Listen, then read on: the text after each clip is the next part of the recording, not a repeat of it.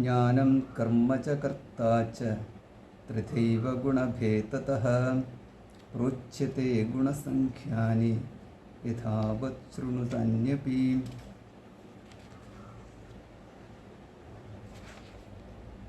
സർവഭൂതേഷു യേനൈകം ഭാവമവ്യയമീക്ഷത്തെ അവിഭക്തം വിഭക്തേഷു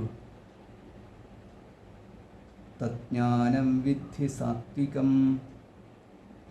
പൃഥക്ത്വേന തു യജ്ഞാനം നാനാഭാവാൻ പൃഥക്വിധാൻ വേത്തി സർവേഷു ഭൂതേഷു തജ്ഞാനം വിദ്ധി രാജസം. യത്തു കൃഷ്ണവദേകസ്മിൻ കാര്യേ സക്തമഹൈതുകം അതത്വാർത്ഥമതൽപം ച അതത്വാർത്ഥവതൽപം ച തത്താമസമുദാഹൃതം. നിയതം സംകരഹിതം അരാഗദ്വേഷതകൃതം അഫലപ്രേപ്സുനാ കർമ്മ യത്തത് സാത്വികമുച്യത്തെ.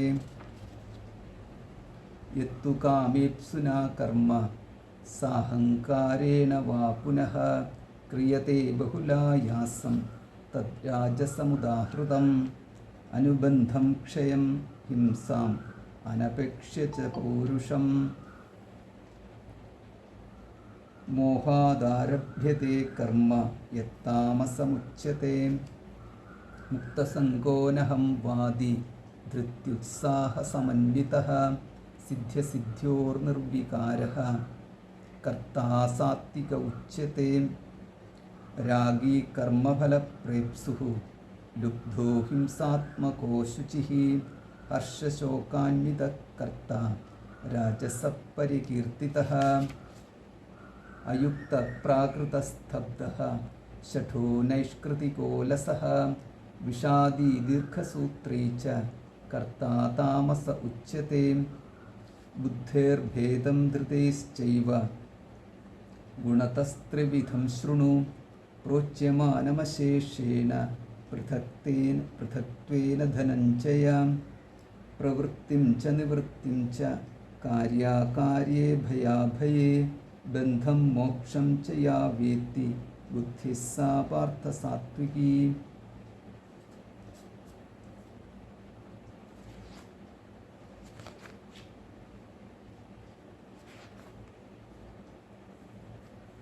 ജ്ഞാനം കർമ്മച്ച കർത്താച്ച ത്രിധൈവ ഗുണഭേദതഃ പ്രോച്യത്തെ ഗുണസംഖ്യാനി യഥാവത് ശൃണു താൻ അപി. താനി അപി താന്യപി താനി അപി. ജ്ഞാനം കർമ്മ, ഇവിടെ കർമ്മ എന്ന് പറഞ്ഞിരിക്കുന്ന ക്രിയയാണ്. അതുകൊണ്ട് ജ്ഞാനം ക്രിയ ച കർത്ത.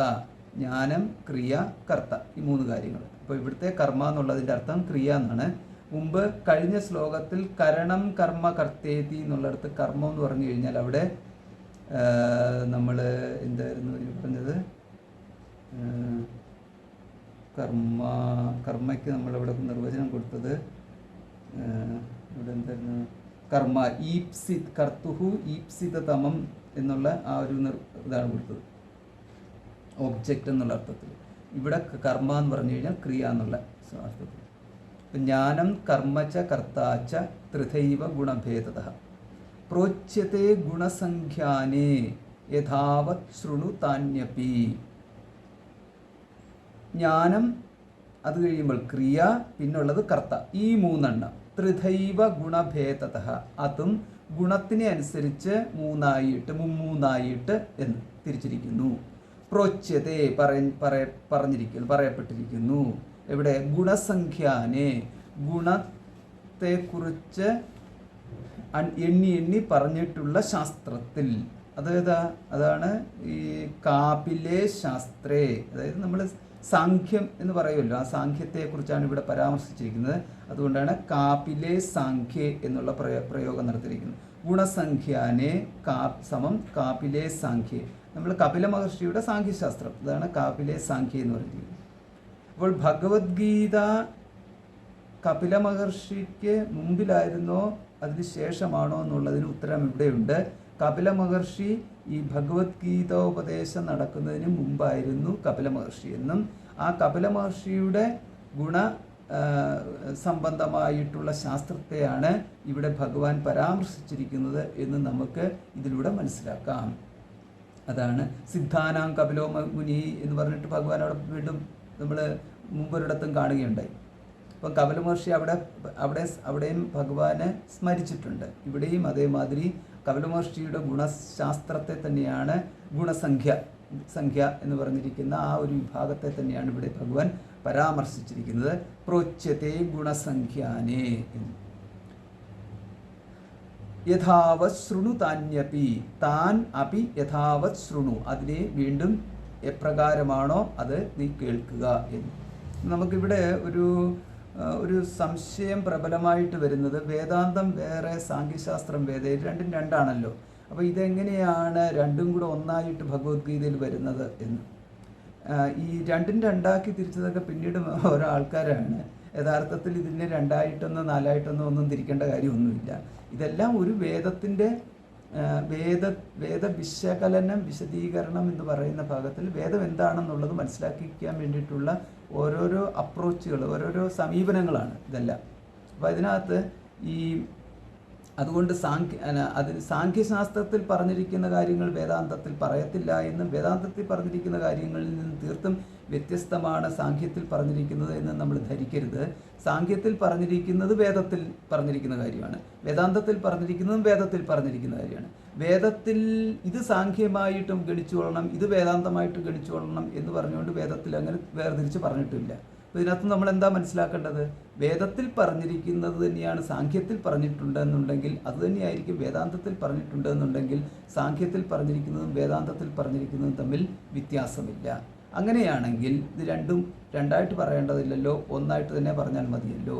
അവിടെയാണ് ചെറിയൊരു പ്രശ്നമുള്ളത്. ആ പ്രശ്നം എന്ന് പറഞ്ഞു കഴിഞ്ഞാൽ വേദത്തിൽ പറഞ്ഞിരിക്കുന്നത് പല കാര്യങ്ങൾ ഇപ്പം വേദത്തിൽ പറഞ്ഞിരിക്കുന്നത് അങ്ങനെ തന്നെ സാഖ്യത്തിൽ വിശദീകരിച്ചും പോയിട്ടുണ്ട്, അങ്ങനെ തന്നെ എടുത്തിരിക്കുന്നു.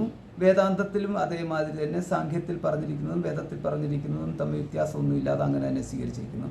പക്ഷേ അതിൻ്റെ ഈ മുഖ്യമായിട്ട് വേദത്തിൻ്റെ താത്പര്യം ഇന്നതാണ് എന്ന് പറയുന്ന ഒരു സ്വന്തം നിലയിലുള്ള ഒരു വിശദീകരണം അല്ലെങ്കിൽ ഒരു വിശകലനം വരുന്ന ഭാഗത്താണ്. അതായത് ആചാര്യൻ അത് സാഖ്യത്തിൻ്റെ കപില മഹർഷിയുടെ സാഖ്യം എന്താണ് പറഞ്ഞിരിക്കുന്നത് എന്നുള്ളതല്ല ഇവിടുത്തെ വിഷയം.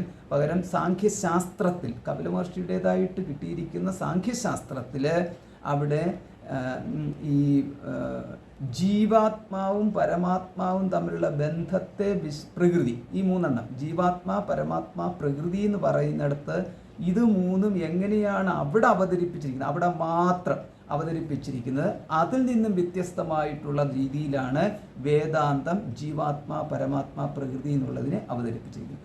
ആ ഒരു ഭാഗത്താണ് ഇതിൻ്റെ വ്യത്യാസം കിടക്കുന്നത്. അല്ലാതെ പഞ്ചേന്ദ്രിയങ്ങളെക്കുറിച്ച് പറയുന്നിടത്തോ അല്ലെങ്കിൽ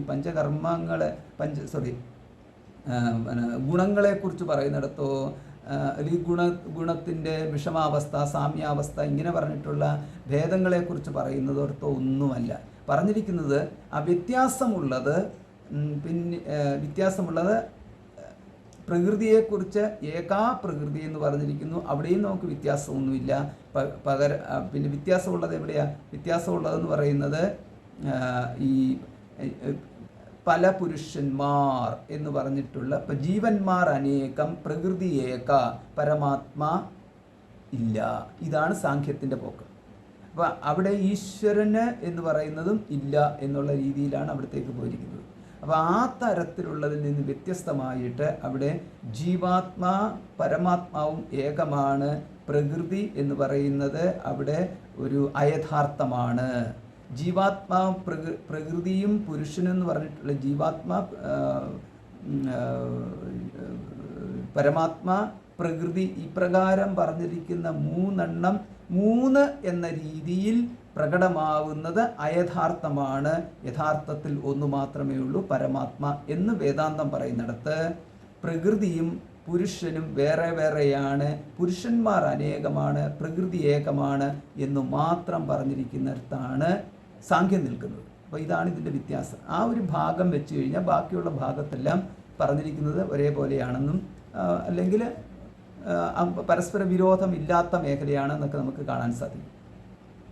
അപ്പോൾ അതുകൊണ്ടാണ് ഈ ഗുണസംഖ്യാനെ എന്ന് പറഞ്ഞിട്ട് ഇപ്പോൾ 24 തത്വങ്ങളെക്കുറിച്ച് പറയുന്നുണ്ടല്ലോ. ആ 24 തത്വങ്ങളിൽ യാതൊരു പ്രശ്നവുമില്ല. 24 തത്വങ്ങളും അതുപോലെ തന്നെ സ്വീകരിക്കാതെ വരുന്ന ഒരു മേഖല വേദാന്തം സാഖ്യത്തിൽ നിന്ന് വ്യത്യസ്തമാകുന്ന ഈ ഒരു പോയിന്റ് നമ്മൾ മനസ്സിലാക്കി കഴിഞ്ഞാൽ അതേമാതിരിയാണ് ന്യായത്തിൻ്റെ കാര്യത്തിൽ എടുത്തു കഴിഞ്ഞാലും, അതേമാതിരിയാണ് പൂർവമീമാംസ എന്ന് പറഞ്ഞിട്ടുള്ള ജൈമിനി മഹർഷിയുടെ കർമ്മശാസ്ത്രത്തെക്കുറിച്ചുള്ള സൂത്രങ്ങളുടെ പഠനം നടത്തിയാലും എല്ലാം നമുക്കിത് കാണാൻ സാധിക്കും. അവിടെ എന്ന് പറഞ്ഞു കഴിഞ്ഞാൽ എല്ലായിടത്തും വേദത്തെ അംഗീകരിക്കുന്ന ഭാഗങ്ങൾ അതെല്ലാം പരസ്പരം അങ്ങോട്ടും ഇങ്ങോട്ടും സ്വീകരിച്ചിട്ടുണ്ട് ഈ ശാസ്ത്രങ്ങളിൽ എന്ന് നമുക്ക് കാണാൻ സാധിക്കും. അത് പരസ്പരം സ്വീകരിച്ചിരിക്കുന്നു എന്ന് പറഞ്ഞു കഴിഞ്ഞാൽ അത് ഒരു ദൃഷ്ടിയിൽ കൂടിയാണ്. ഇത് പരസ്പരം സ്വീകരിക്കേണ്ട കാര്യമില്ല, എല്ലാവരും വേദത്തിൽ നിന്ന് എടുത്ത് ആവർത്തിച്ച് പറഞ്ഞിരിക്കുന്നു എന്നേ ഉള്ളൂ. അതുകൊണ്ട് ഈ ഷഡ്ദർശനങ്ങൾ വേദബാഹ്യമല്ല, വേദത്തിൻ്റെ തന്നെ വിശകലനങ്ങളോ വിശദീകരണങ്ങളോ ആവർത്തനങ്ങളോ ഒക്കെ ആയിട്ടുള്ള ഭാഗങ്ങൾ തന്നെ. അപ്പോൾ ഈ ഒരു ബുദ്ധിയിൽ വെച്ചുകൊണ്ട് നമ്മൾ നോക്കിക്കഴിയുമ്പോഴാണ് ഇവിടെ നമുക്ക് പ്രോച്യതേ ഗുണസംഖ്യാനെ എന്ന് പറഞ്ഞു കഴിഞ്ഞാൽ സാഖ്യശാസ്ത്രത്തിൽ പഠിച്ചിരിക്കുന്ന അതേ കാര്യങ്ങൾ തന്നെ വെച്ചുകൊണ്ട് നമുക്ക് ഈ ഗുണഭേദങ്ങൾ ഏതിനൊക്കെ ഈ ജ്ഞാനത്തിനും കർമ്മത്തിനും കർത്താവിനും, അതായത് ജ്ഞാനം കർമ്മ കർത്ത, ഇതിനെ നമുക്ക് ഈ സാഖ്യശാസ്ത്രത്തിൽ പറഞ്ഞിരിക്കുന്ന ആ ത്രിഗുണങ്ങളുണ്ടല്ലോ, ആ സത്വം രജസ് തമസ്, അത് വെച്ചുകൊണ്ട് നമുക്കൊന്ന് വിശകലനം ചെയ്യാം എന്നാണ് ഇവിടെ ഭഗവാൻ പറഞ്ഞിരിക്കുന്നത്. ഇതാണ് സിമ്പിളായിട്ട് പറഞ്ഞു കഴിഞ്ഞാൽ ഇത്രയേ ഉള്ളൂ. നമുക്ക് ത്രിഗുണങ്ങളെ, അതായത് സത്വരജസ് തമസിൻ്റെ ആ ദൃഷ്ടിയിൽ കൂടെ നമുക്ക് ജ്ഞാനത്തെ ഒന്ന് നോക്കാം, കർമ്മത്തെ ഒന്ന് നോക്കാം, പിന്നെ കർത്താവിനെ ഒന്ന് നോക്കാം. അപ്പോൾ ഈ രണ്ടെണ്ണമാണ് വേദാന്തം ഏറ്റവും കൂടുതൽ ചർച്ച ചെയ്യുന്ന ഒരു ഭാഗമാണ് ജ്ഞാനം കർമ്മം. ഇത് രണ്ടും എന്ന് പറഞ്ഞു കഴിഞ്ഞാൽ അത് കർത്താവിനെ ആശ്രയിച്ച് നിൽക്കുന്നതാണോ അതോ മറ്റെന്തെങ്കിലും ആശ്രയിച്ച് നിൽക്കുന്നതാണോ എന്നുള്ളത് ഒരു വലിയ വിഷയമായിട്ട് നിൽക്കുകയാണ്. ജ്ഞാനം ആശ്രയിച്ച് നിൽക്കുന്നത് കർത്താവിനെയാണോ, കർമ്മം ആശ്രയിച്ച് നിൽക്കുന്ന കർത്താവിനെയാണോ? ഇത് വേദാന്തത്തിൻ്റെ ചോദ്യമാണ്. ഈ ചോദ്യമൊന്നും മറ്റുള്ള ഒരിടത്തും കാണത്തില്ല. അപ്പം വേദാന്തത്തിൻ്റെ വിശദീകരണം എന്ന് പറയുന്നത് വളരെ വിസ്താരമാണ്, ഒരു കടൽ പോലെ കിടക്കുകയാണ്. ആ വേദാന്തത്തിൻ്റെ ഏറ്റവും കൂടുതൽ വിശകലനത്തിൻ്റെ മേഖല എന്ന് പറഞ്ഞു കഴിഞ്ഞാൽ അത് പരമാത്മാ തമ്മിലുള്ള ബന്ധം, അതിൻ്റെ അസ്തിത്വത്തിൻ്റെ കാരണം, ഇങ്ങനെ തുടങ്ങിയിട്ടുള്ള ഒരുപാട് കാര്യങ്ങൾ വിശകലനം ചെയ്തു പോകുന്നുണ്ട്. സാഖ്യത്തിലേക്ക് വന്നു കഴിഞ്ഞാൽ സാഖ്യത്തിന് പിന്നെ ആ രീതിയിലുള്ള വിശകലനത്തിൻ്റെ ഒന്നും ആവശ്യം വരുന്നില്ല. കാരണം നമുക്കറിയാവുന്ന കാര്യമാണ് അനേകം ജീവാത്മാക്കളുണ്ട് എന്നുള്ളത്. സാധാരണ അനേകം ജീവാത്മാക്കളുണ്ട് എന്നുള്ളത്, അനേകം ജീവികളുണ്ട് എന്ന് നമുക്കറിയാം. അതിനെ അനേകം ജീവാത്മാക്കളായിട്ട് നമ്മളൊന്ന് കൺവേർട്ട് ചെയ്ത് കഴിഞ്ഞാൽ അനേകം ജീവാത്മാക്കളുണ്ട് അല്ലെങ്കിൽ അനേകം പുരുഷന്മാരുണ്ടെന്ന് പറഞ്ഞു കഴിഞ്ഞാൽ അത് യുക്തിക്ക് വിരോധമുള്ളതായിട്ട് തോന്നുന്നില്ല. അതാണ് അതിൻ്റെ പ്രശ്നം. അതുകൊണ്ടാണ് അത് സിമ്പിളായിട്ട് മാറിയത്.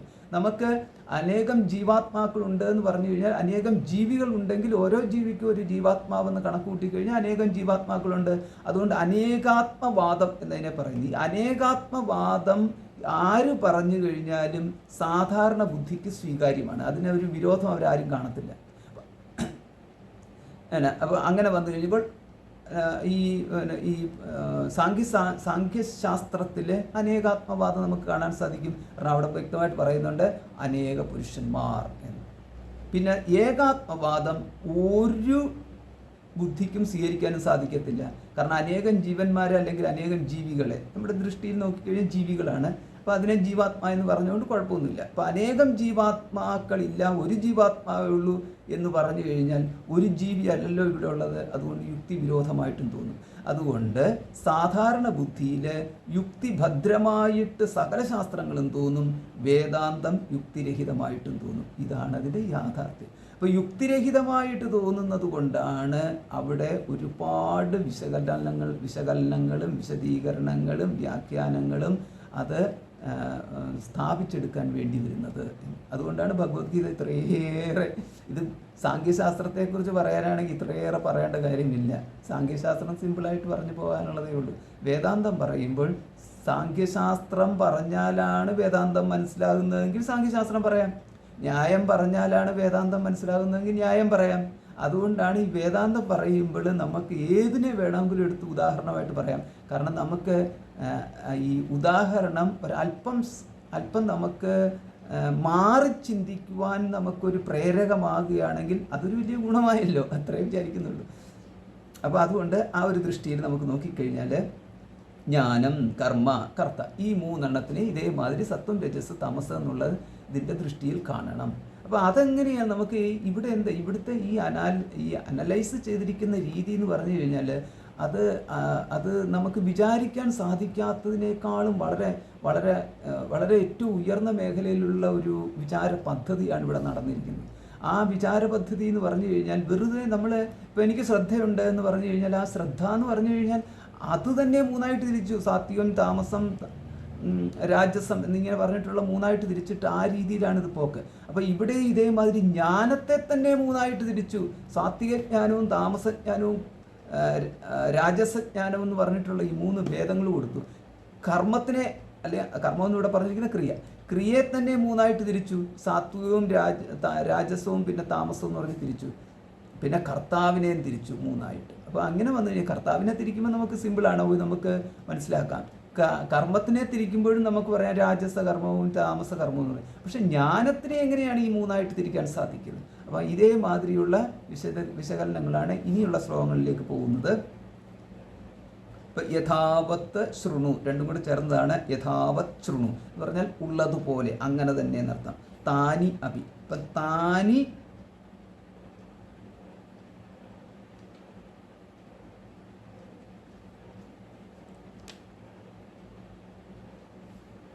അവകൾ എന്നുള്ളത് അതൊരു നപുംസലിംഗത്തിൽ പ്രയോഗിച്ചിരിക്കുകയാണ് താനി എന്നുള്ളത്.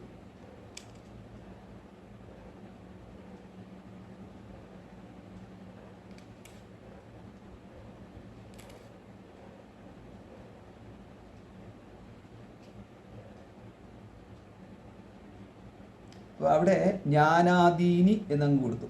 അങ്ങനെ കൊടുത്തു കഴിഞ്ഞാൽ ഇപ്പം ജ്ഞാനം തുടങ്ങിയവ അങ്ങനെ കൊടുത്തു കഴിയുമ്പോൾ താനീന്ന് കൊടുക്കുക. ഇപ്പം ജ്ഞാനം, കർമ്മ, കർത്ത ഈ മൂന്നെണ്ണം ഉണ്ടല്ലോ, ഈ മൂന്നെണ്ണത്തിലെ ജ്ഞാനാദീനി താനി എന്ന് കൊടുക്കുക. അപ്പം ജ്ഞാനം എന്ന് പറയുന്നത് നപുംസകമായതുകൊണ്ട് ജ്ഞാനാദീനി എന്ന് കൊടുക്കുക. അപ്പോൾ ഇതിനിപ്പോൾ അത് കർത്താവിൽ തുടങ്ങിയിട്ടായിരുന്നു പറഞ്ഞിരുന്നെങ്കിൽ കർത്താദേഹ എന്നാണ് പറഞ്ഞിരിക്കുന്നതെങ്കിൽ കർത്താ തുടങ്ങിയവരെന്ന് പറഞ്ഞു കഴിഞ്ഞാൽ അത് പുല്ലിംഗത്തിൽ പോയതിനായിരുന്നു. പക്ഷേ അതിൻ്റെ ആവശ്യമില്ല. ഇവിടെ ജ്ഞാനാദീനി എന്ന് പറഞ്ഞിട്ടുള്ളത് കൊണ്ട് നപുംസകത്തിലാക്കി അങ്ങ് പറഞ്ഞിരിക്കുന്നുണ്ട്.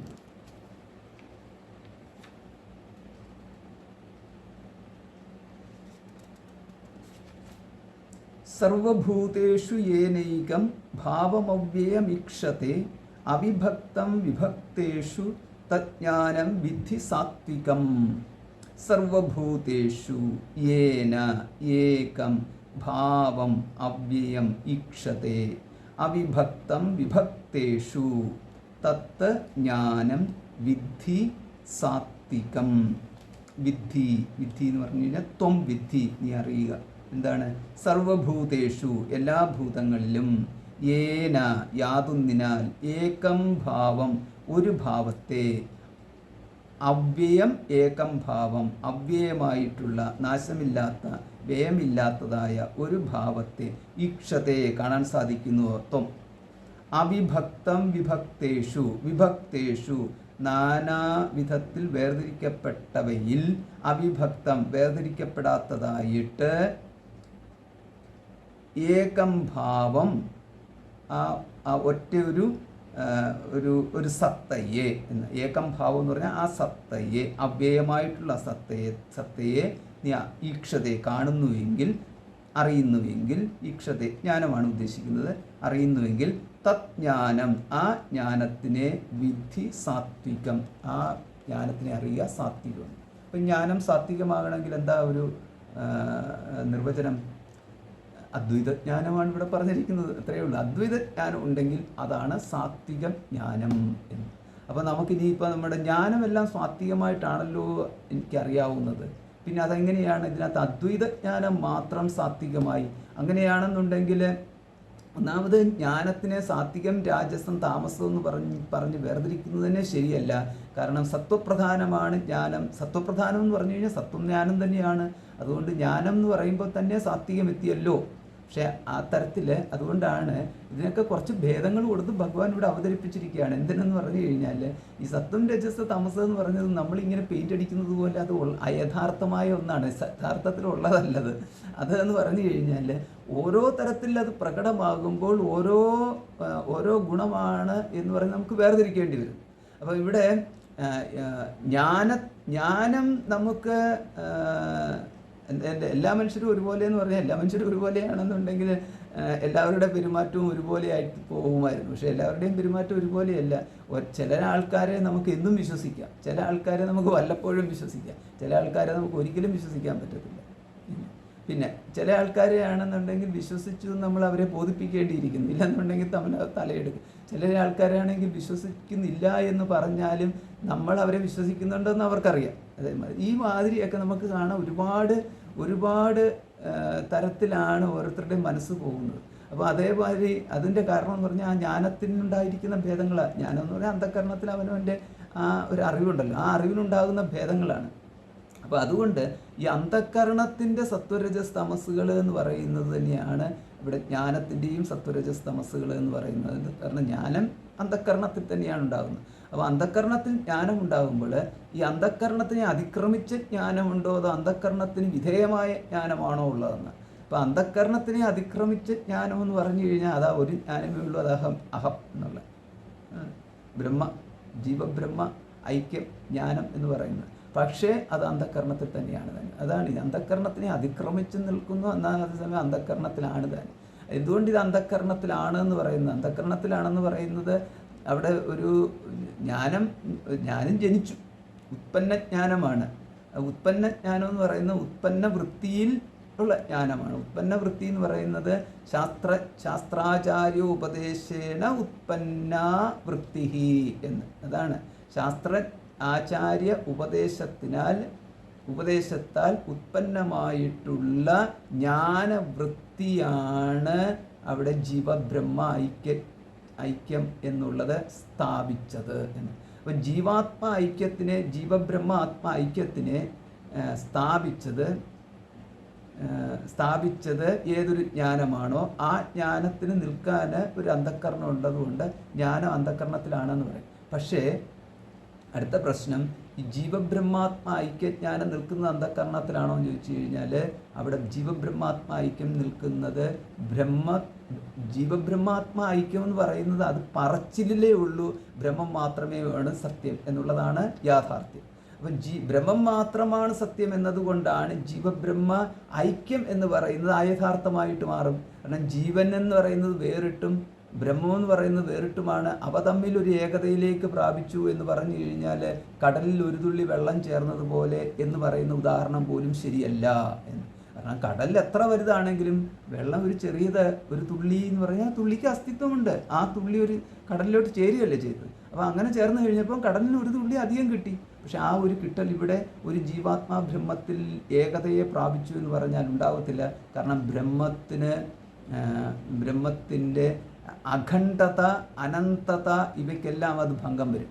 അഖണ്ഡത എന്ന് പറഞ്ഞു കഴിഞ്ഞാൽ അതിന് ഒരു തുള്ളി അധികം ചേരാൻ പറ്റത്തില്ല എന്ന്. അതാണ് അഖണ്ഡത എന്ന് പറഞ്ഞു കഴിഞ്ഞാൽ. അതാണ് ഒരു തുള്ളി നമുക്ക് ചേരാൻ പറ്റാത്തത് ഒന്നാണ്. ബ്രഹ്മത്തിനോട് ഒന്നും ചേരാൻ പറ്റാതിരിക്കുക എങ്ങനെയാണ് ജീവാത്മാവുണ്ടെങ്കിൽ അത് പോയി ചേരത്തില്ല. അപ്പം ജീവാത്മാ വേറെയും ബ്രഹ്മം വേറെയാണെങ്കിൽ ചേരത്തില്ല. പക്ഷേ ജീവാത്മാ എന്ന് പറയുന്ന ഒന്നില്ല, അത് ബ്രഹ്മം തന്നെയാണ്. ഇത്തരത്തിലാണ് ശാസ്ത്രത്തിൻ്റെ വിശകലനം പോകുന്നത്. അത് നമ്മൾ ഒരുപാട് കണ്ടതാണ്. ആ തരത്തിൽ പറഞ്ഞു വരുമ്പോൾ ആ തരത്തിലേക്കാണ് മാറിപ്പോകുന്നതാണ്. പക്ഷെ നമുക്കിപ്പം അതിപ്പോൾ എടുക്കണ്ട, പകരം ഇങ്ങനെ എടുത്താൽ മതി. സർവഭൂതേഷു, അപ്പോൾ എല്ലാ ഭൂതങ്ങളിലും എന്താ കാണുന്നത്? ഏകം ഭാവം അവ്യയം. എല്ലാ ഭൂതങ്ങളിലും ഏകം ഭാവം അവ്യയം എന്ന് പറയുന്നത് നമ്മൾ പല പ്രാവശ്യം പല ശ്ലോകങ്ങളിലും കണ്ടിട്ടുള്ളതാണ്. എന്താണ് സൂത്രേ മണിഗണായിവ എന്നുള്ള പ്രയോഗം കണ്ടു. ജന്തുക്കളുള്ളിൽ വിലസിയിടുന്ന നിന്നുடைய ബന്ധം വിടാതെ പരിപൂർണാത്മനാ സതതം. അപ്പോൾ അങ്ങനെയുള്ള ശ്ലോകങ്ങളൊക്കെ ഉണ്ടല്ലോ, ആ ഉദ്ദേശിക്കുന്നത് തന്നെയാണ്. പിന്നെ നമ്മുടെ സത്ത് നിരൂപണത്തിൽ സത്ത് എങ്ങനെയാണ് സർവത്തിലും ഉള്ളത് എന്നുള്ളത് കണ്ടു. ചിത്ത് നിരൂപണം അതിൻ്റെ കൂട്ടത്തിൽ നമ്മൾ നടത്തി. അങ്ങനെ സച്ചിത് നിരൂപണം നമ്മൾ നടത്തിയിട്ടുണ്ട്. പല പ്രാവശ്യം നമ്മൾ സത്ത് അസത്ത് നിരൂപണം, അതേമാതിരി ചിത്ത അചിത്ത് നിരൂപണമൊക്കെ പലർക്കും നടത്തി. ഇതിലൂടെയൊക്കെ നമ്മൾ സ്ഥാപിച്ചെടുത്തിരിക്കുന്ന ഒരു കാര്യം എന്ന് പറയുന്നത് ഏകം സത്ത് എന്നുള്ളതാണ്. ആ ഏകം സത്ത് എന്ന് പറയുന്നത് ജീവാത്മാവിന് പ്രാപിക്കേണ്ടതായ സത്ത് ഏകമാണ് എന്നുള്ളതല്ല, പകരം സത്ത് ഏകമാണ്. അത് തന്നെയാണ് ജീവാത്മാവായിട്ടും, അത് തന്നെയാണ് ലോകമായിട്ടും, അത് തന്നെയാണ് ഈശ്വരനായിട്ടും കാണുന്നത്. ഇത്തരത്തിൽ ആണ് നമ്മൾ കണ്ടുപോയത്. അപ്പം അതുകൊണ്ടാണ് ഏകം ഭാവം എന്നുള്ള ആ പ്രയോഗം നടത്തിയിരിക്കുന്നത്. അത് സർവഭൂതേഷു എന്ന് പറഞ്ഞാൽ സർവ്വജീവജാലങ്ങളിലും. അതിനൊരു വ്യാഖ്യാനം ഭാഷ്യത്തിൽ കൊടുത്തിരിക്കുന്നത് ഇങ്ങനെയാണ്: അവ്യക്താദി സ്ഥാവരാന്തേഷു ഭൂതേഷു എന്ന്. അപ്പോൾ ഇത് നമ്മൾ പഠിച്ചു വെച്ചിരിക്കുന്നത് നല്ലതാണ്. നമ്മൾ ഈ ഭൂതം എന്ന് പറഞ്ഞു കഴിഞ്ഞാൽ ഒരു നിർവചനം നമ്മുടെ മനസ്സിലേക്ക് ഒരു നിർവചനം നമ്മുടെ മനസ്സിലേക്ക് എപ്പോഴും ഉണ്ടെന്നുണ്ടെങ്കിൽ ഒരു നിർവചനം ഇങ്ങനെ എടുത്താൽ മതി: അവ്യക്താദി സ്ഥാവരാന്തേഷു, അന്തേഷു സ്ഥാവരം വരെ. അപ്പോൾ ആ സ്ഥാവരം എന്ന് പറഞ്ഞു കഴിഞ്ഞാൽ ഒരു പുൽക്കൊടി എന്നുള്ള അർത്ഥത്തിലെടുത്തേക്കണം. അവ്യക്തം തുടങ്ങി, ഇപ്പം ഈ ബ്രഹ്മത്തിൽ നിന്ന് ബ്രഹ്മം, പിന്നെ അവ്യക്തം. ആ അവ്യക്തത്തിൽ നിന്നാണല്ലോ വ്യക്തമായതാണല്ലോ പ്രപഞ്ചം. അപ്പോൾ അതുകൊണ്ട് സൃഷ്ടിയാരംഭത്തിലുള്ള അവ്യക്തം തൊട്ട് സൃഷ്ടിക്കപ്പെട്ടതിൻ്റെ അന്ത്യത്തിൽ നമ്മൾ കാണുന്ന ഒരു പുൽക്കൊടി വരെ എന്നുള്ളതാണ് ഈ ബ്രഹ്മാദി സ്തംഭ പര്യന്തം എന്നൊരു പ്രയോഗമുണ്ട്. അതുപോലെ അതിന് സമാനമായൊരു പ്രയോഗമാണിത്, അവ്യക്താദി സ്ഥാവരാന്തേഷു. അപ്പം ബ്രഹ്മാദി സ്തംഭ പര്യന്തം എന്ന് പറയുന്നത് അതാണ് ഇവിടുത്തെയും സ്ഥാവരം എന്ന് പറയുമ്പോൾ ഇളകാതെ നിൽക്കുന്നത് എന്നുള്ള അർത്ഥത്തിൽ നമുക്കൊരു പുൽക്കൊടി എടുക്കാം, അത്തരത്തിലെടുക്കാം. ഇനി അതല്ല ഒരു വേറെ എന്തെങ്കിലും ഒരു വസ്തു ഇളകാതെ നിൽക്കുന്ന ഒരു മൺകട്ട എന്ന് പറഞ്ഞെടുത്ത് കഴിഞ്ഞാലൊന്നും കുഴപ്പമൊന്നുമില്ല. കാരണം സ്ഥാവരം എന്ന് പറയുമ്പോഴത്തേക്ക് ഇനി അറ്റമെത്തി, അത് സ്ഥൂലത്തിൻ്റെ പരമകാഷ്ഠയിലേക്ക് എത്തി. അവ്യക്തം എന്ന് പറയുമ്പോൾ സൂക്ഷ്മത്തിൻ്റെ ആണ്. ഇതിനപ്പുറത്തേക്ക് സൂക്ഷ്മം എന്ന് പറഞ്ഞാൽ ബ്രഹ്മം മാത്രമേ ഉള്ളൂ. അതുകൊണ്ടാണ് ഇവിടെ ഈ ബ്രഹ്മമാണ് അവ്യക്തം തൊട്ട്, കാരണം ബ്രഹ്മമാണ് സത്ത. അതുകൊണ്ട് അപ്പോൾ അവ്യക്തം തൊട്ട് സ്ഥാവരം വരെ ഉള്ളതിലെല്ലാം അവിഭക്തമായിട്ട് നിൽക്കുന്നത് സത്താസ്വരൂപമായ ബ്രഹ്മം മാത്രമാണ്. അതുകൊണ്ടാണ് സത്താസ്വരൂപം എന്നുള്ളതിൻ്റെ അർത്ഥമാണ് ഇവിടെ കൊടുത്തിരിക്കുന്ന ഭാവം, അവ്യയം ഭാവം എന്ന് പറയുന്നത്. അപ്പം അങ്ങനെ ആ ഒരു ജ്ഞാനം യാതൊരുവർക്കുണ്ടോ, അവിഭക്തം വിഭക്തേഷു. അപ്പം ആ ജ്ഞാനത്തിൻ്റെ പ്രത്യേകത എന്താ? വിഭക്തേഷു അവിഭക്തം എന്നുള്ളതാണ്. നമ്മളിവിടെ കാണുമ്പോൾ പല ഘടങ്ങളിൽ ഏകമായ മൃത്തിനെ കാണുന്നത് പോലെ എന്ന്. അതിങ്ങനെയാണ് കാണേണ്ടത്, പല ഘടങ്ങളിൽ ഏകമായ മൃത്തിനെ കാണുന്നത് പോലെ. അതുകൊണ്ട് അല്ലെങ്കിൽ നമ്മൾ ഇങ്ങനെ കണ്ടാൽ മതി. അതായത് കാറ്റ് നിറച്ച് വിട്ട അനേകം ബലൂണുകൾ, ഇപ്പോൾ ഓരോ ബലൂണിനുള്ളിലും വായുവുണ്ട്. പക്ഷേ ഈ വായു അതുകൊണ്ട് പുറത്തുള്ള വായുവിൽ നിന്നും വ്യത്യസ്തമാണ് അകത്തുള്ള വായു എന്നുള്ള രീതിയിൽ പല വായുക്കളില്ല. ഒരു വായു, ആ വായു പല ബലൂണുകളിൽ കയറി ഇരുന്നു കൊണ്ട് ഇരിക്കുന്നത് പോലെ. വായുവിനങ്ങനെ ഭേദമൊന്നുമില്ല, വായു ഒരു ഏകമായ വായു മാത്രം, ഇതേമാതിരി. അപ്പം അതുകൊണ്ടാണ് ഈ ഓരോ ജീവാത്മാ എന്നിവിടെ പറയുമ്പോൾ ഈ അവിഭക്തം എന്നുള്ള രീതിയിൽ വിഭക്തം എന്ന രീതിയിൽ പ്രകടമാകുന്നു.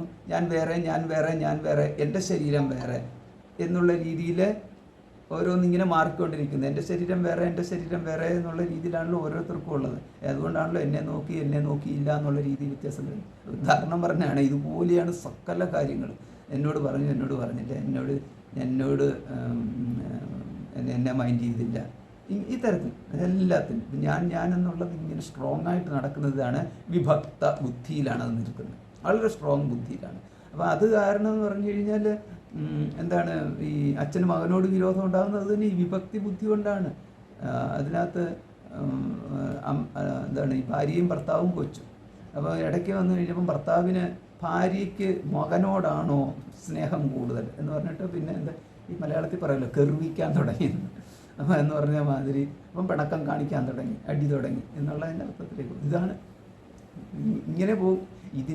ഇതിൻ്റെ ഒരു വലിയ രൂപമാണ് സമൂഹത്തെ മുഴുവൻ കാണുന്നത്. ഒന്നും പറയാൻ പറ്റത്തില്ല. സ്റ്റേജിൽ കയറി കഴിഞ്ഞാൽ അവിടെ അടി, ഇനി അമ്പലത്തിൽ പോയി കഴിഞ്ഞ് ക്യൂ നിൽക്കുമ്പോൾ അവിടെ അടി, ഇനി കടയിൽ കയറി സാധനം മേടിക്കാൻ പോയി കഴിഞ്ഞാൽ അവിടെ അടി, ബസ്സിലാണെങ്കിൽ കയറുകയാണെങ്കിൽ അവിടെ അടി.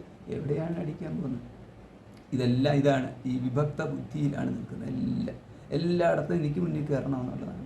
പിന്നെ അപ്പോൾ ഇതിനകത്ത് എല്ലായിടത്തും മുന്നിൽ കയറിയെന്ന് വിചാരിക്കുക, എന്നാലും നമുക്ക് തൃപ്തിയില്ല. അപ്പോൾ ഇങ്ങനെ പോയിക്കൊണ്ടിരിക്കും. അപ്പോൾ അതിൻ്റെ കാരണം എന്ന് പറഞ്ഞു കഴിഞ്ഞാൽ ഈ വിഭക്ത ബുദ്ധി കൊണ്ടാണ്. അപ്പോൾ ഈ പക്ഷേ നമ്മളിവിടെ മനസ്സിലാക്കുന്നത് അവിഭക്തം വിഭക്തേഷു ആണെന്നുണ്ടെങ്കിൽ, അതായത് അവിഭക്തം വിഭക്തേഷു ആണെന്നുണ്ടെങ്കിൽ ലാഭമുള്ളവനായ ഞാൻ നിന്നും വ്യത്യസ്തനല്ല, ലാഭമില്ലാത്തവനായിട്ട് മുന്നിൽ നിൽക്കുന്ന ഞാൻ എന്നുള്ള രീതിയിൽ. അപ്പോൾ അത് ഈ മുന്നിൽ നിൽക്കുന്നതും ഒരു ഞാൻ തന്നെയാണ് എന്നുള്ളത് ഒരിക്കലും നമ്മുടെ ബുദ്ധിയിൽ വരാത്ത കാര്യമാണ്. അപ്പോൾ അവിടെ എന്താണ് നമ്മൾ കാണുന്നത്? അങ്ങനെ വരുമ്പോഴാണ് നമ്മുടെ മുന്നിൽ നിൽക്കുന്നതിനെ നമ്മളായിട്ട് നമുക്ക് കാണാൻ പറ്റാതെ വരുമ്പോൾ നമുക്ക് ഈശ്വരനായിട്ട് കണ്ടാൽ മതി. അതിനാണ് ഈശ്വരൻ എന്ന് പറയുന്നത് അവിടെ ആരാധ്യമൂർത്തിയായിട്ട് കൊണ്ടുവന്നതിൻ്റെ ലക്ഷ്യം തന്നെ അതാണ്. നമുക്ക് ഈ ഞാൻ ആ ഞാനോട് പറഞ്ഞു എന്ന് നമുക്ക് ഒരിക്കലും പറയാൻ പറ്റത്തില്ലല്ലോ. അങ്ങനെ പറയുന്ന ഒരു വീഡിയോ ഉണ്ട്. പക്ഷേ അതിനകത്തൂടെ അതൊരു വലിയ ജോക്കായിട്ട് ആൾക്കാർ എടുക്കത്തുള്ളൂ. പക്ഷെ അദ്ദേഹം അങ്ങനെ പറയുമ്പോൾ അങ്ങനെയൊന്നും ഉദ്ദേശിക്കുന്നതൊന്നുമില്ല.